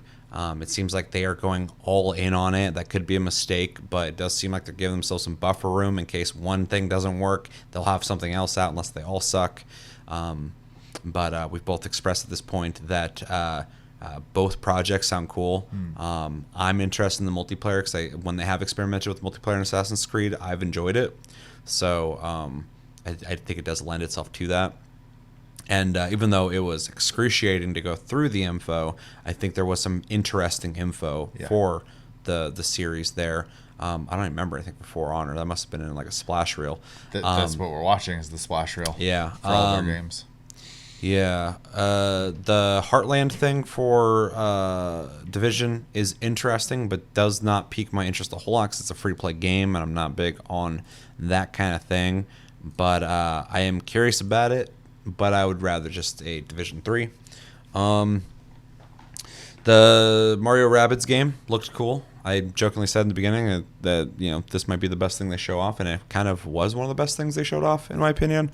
Skull and Bones is looking fun enough, but I also don't have huge hype for it, so I will probably pick it up and try it out when it comes out.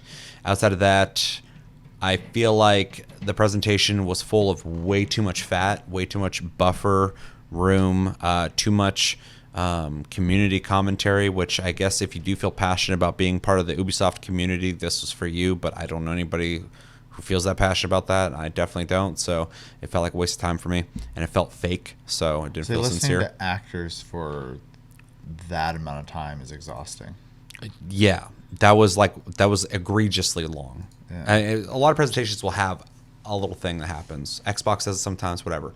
But there was more of that in this presentation than there was games and gameplay. Yeah. And it just was almost insulting. We did get a lot of announcements, a lot of things talked about. There's a lot of games revealed and talked about because Ubisoft has a lot of things to offer. But I really feel like they wasted a lot of my time with the way they did this presentation. But overall, there was some stuff there that I don't regret watching this for. But goddamn, I probably should have just looked up what was announced and took those videos and watched those instead of watching this whole presentation because it was garbage. We always watch the presentation, so yeah, exactly. I almost never skip parts of presentations though. Yeah. So this is a whole new era for me, recognizing I can do that if I need to. Those are my thoughts, and I would give this presentation a D-. Oof. I hated this. I thought it was awful. It was pretty bad. There was some cool stuff in there, though. The D- isn't for the announcements, the presentation. Yeah, for sure. So yeah, Rabbids looks good. And they talked about it in great detail and in a non-boring way. Yep. So thank you. And they did that early on, so they kind of lied to us about what the pace is going to be like. What they do after this? They did. Shoot, I forgot. Brain, please.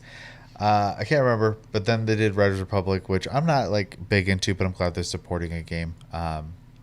Like that. There's not a lot of like. I think they showed off Skull and Bones. Skull and Bones. That's what the it Bone was. Zone. Yeah, that's what they should have called it.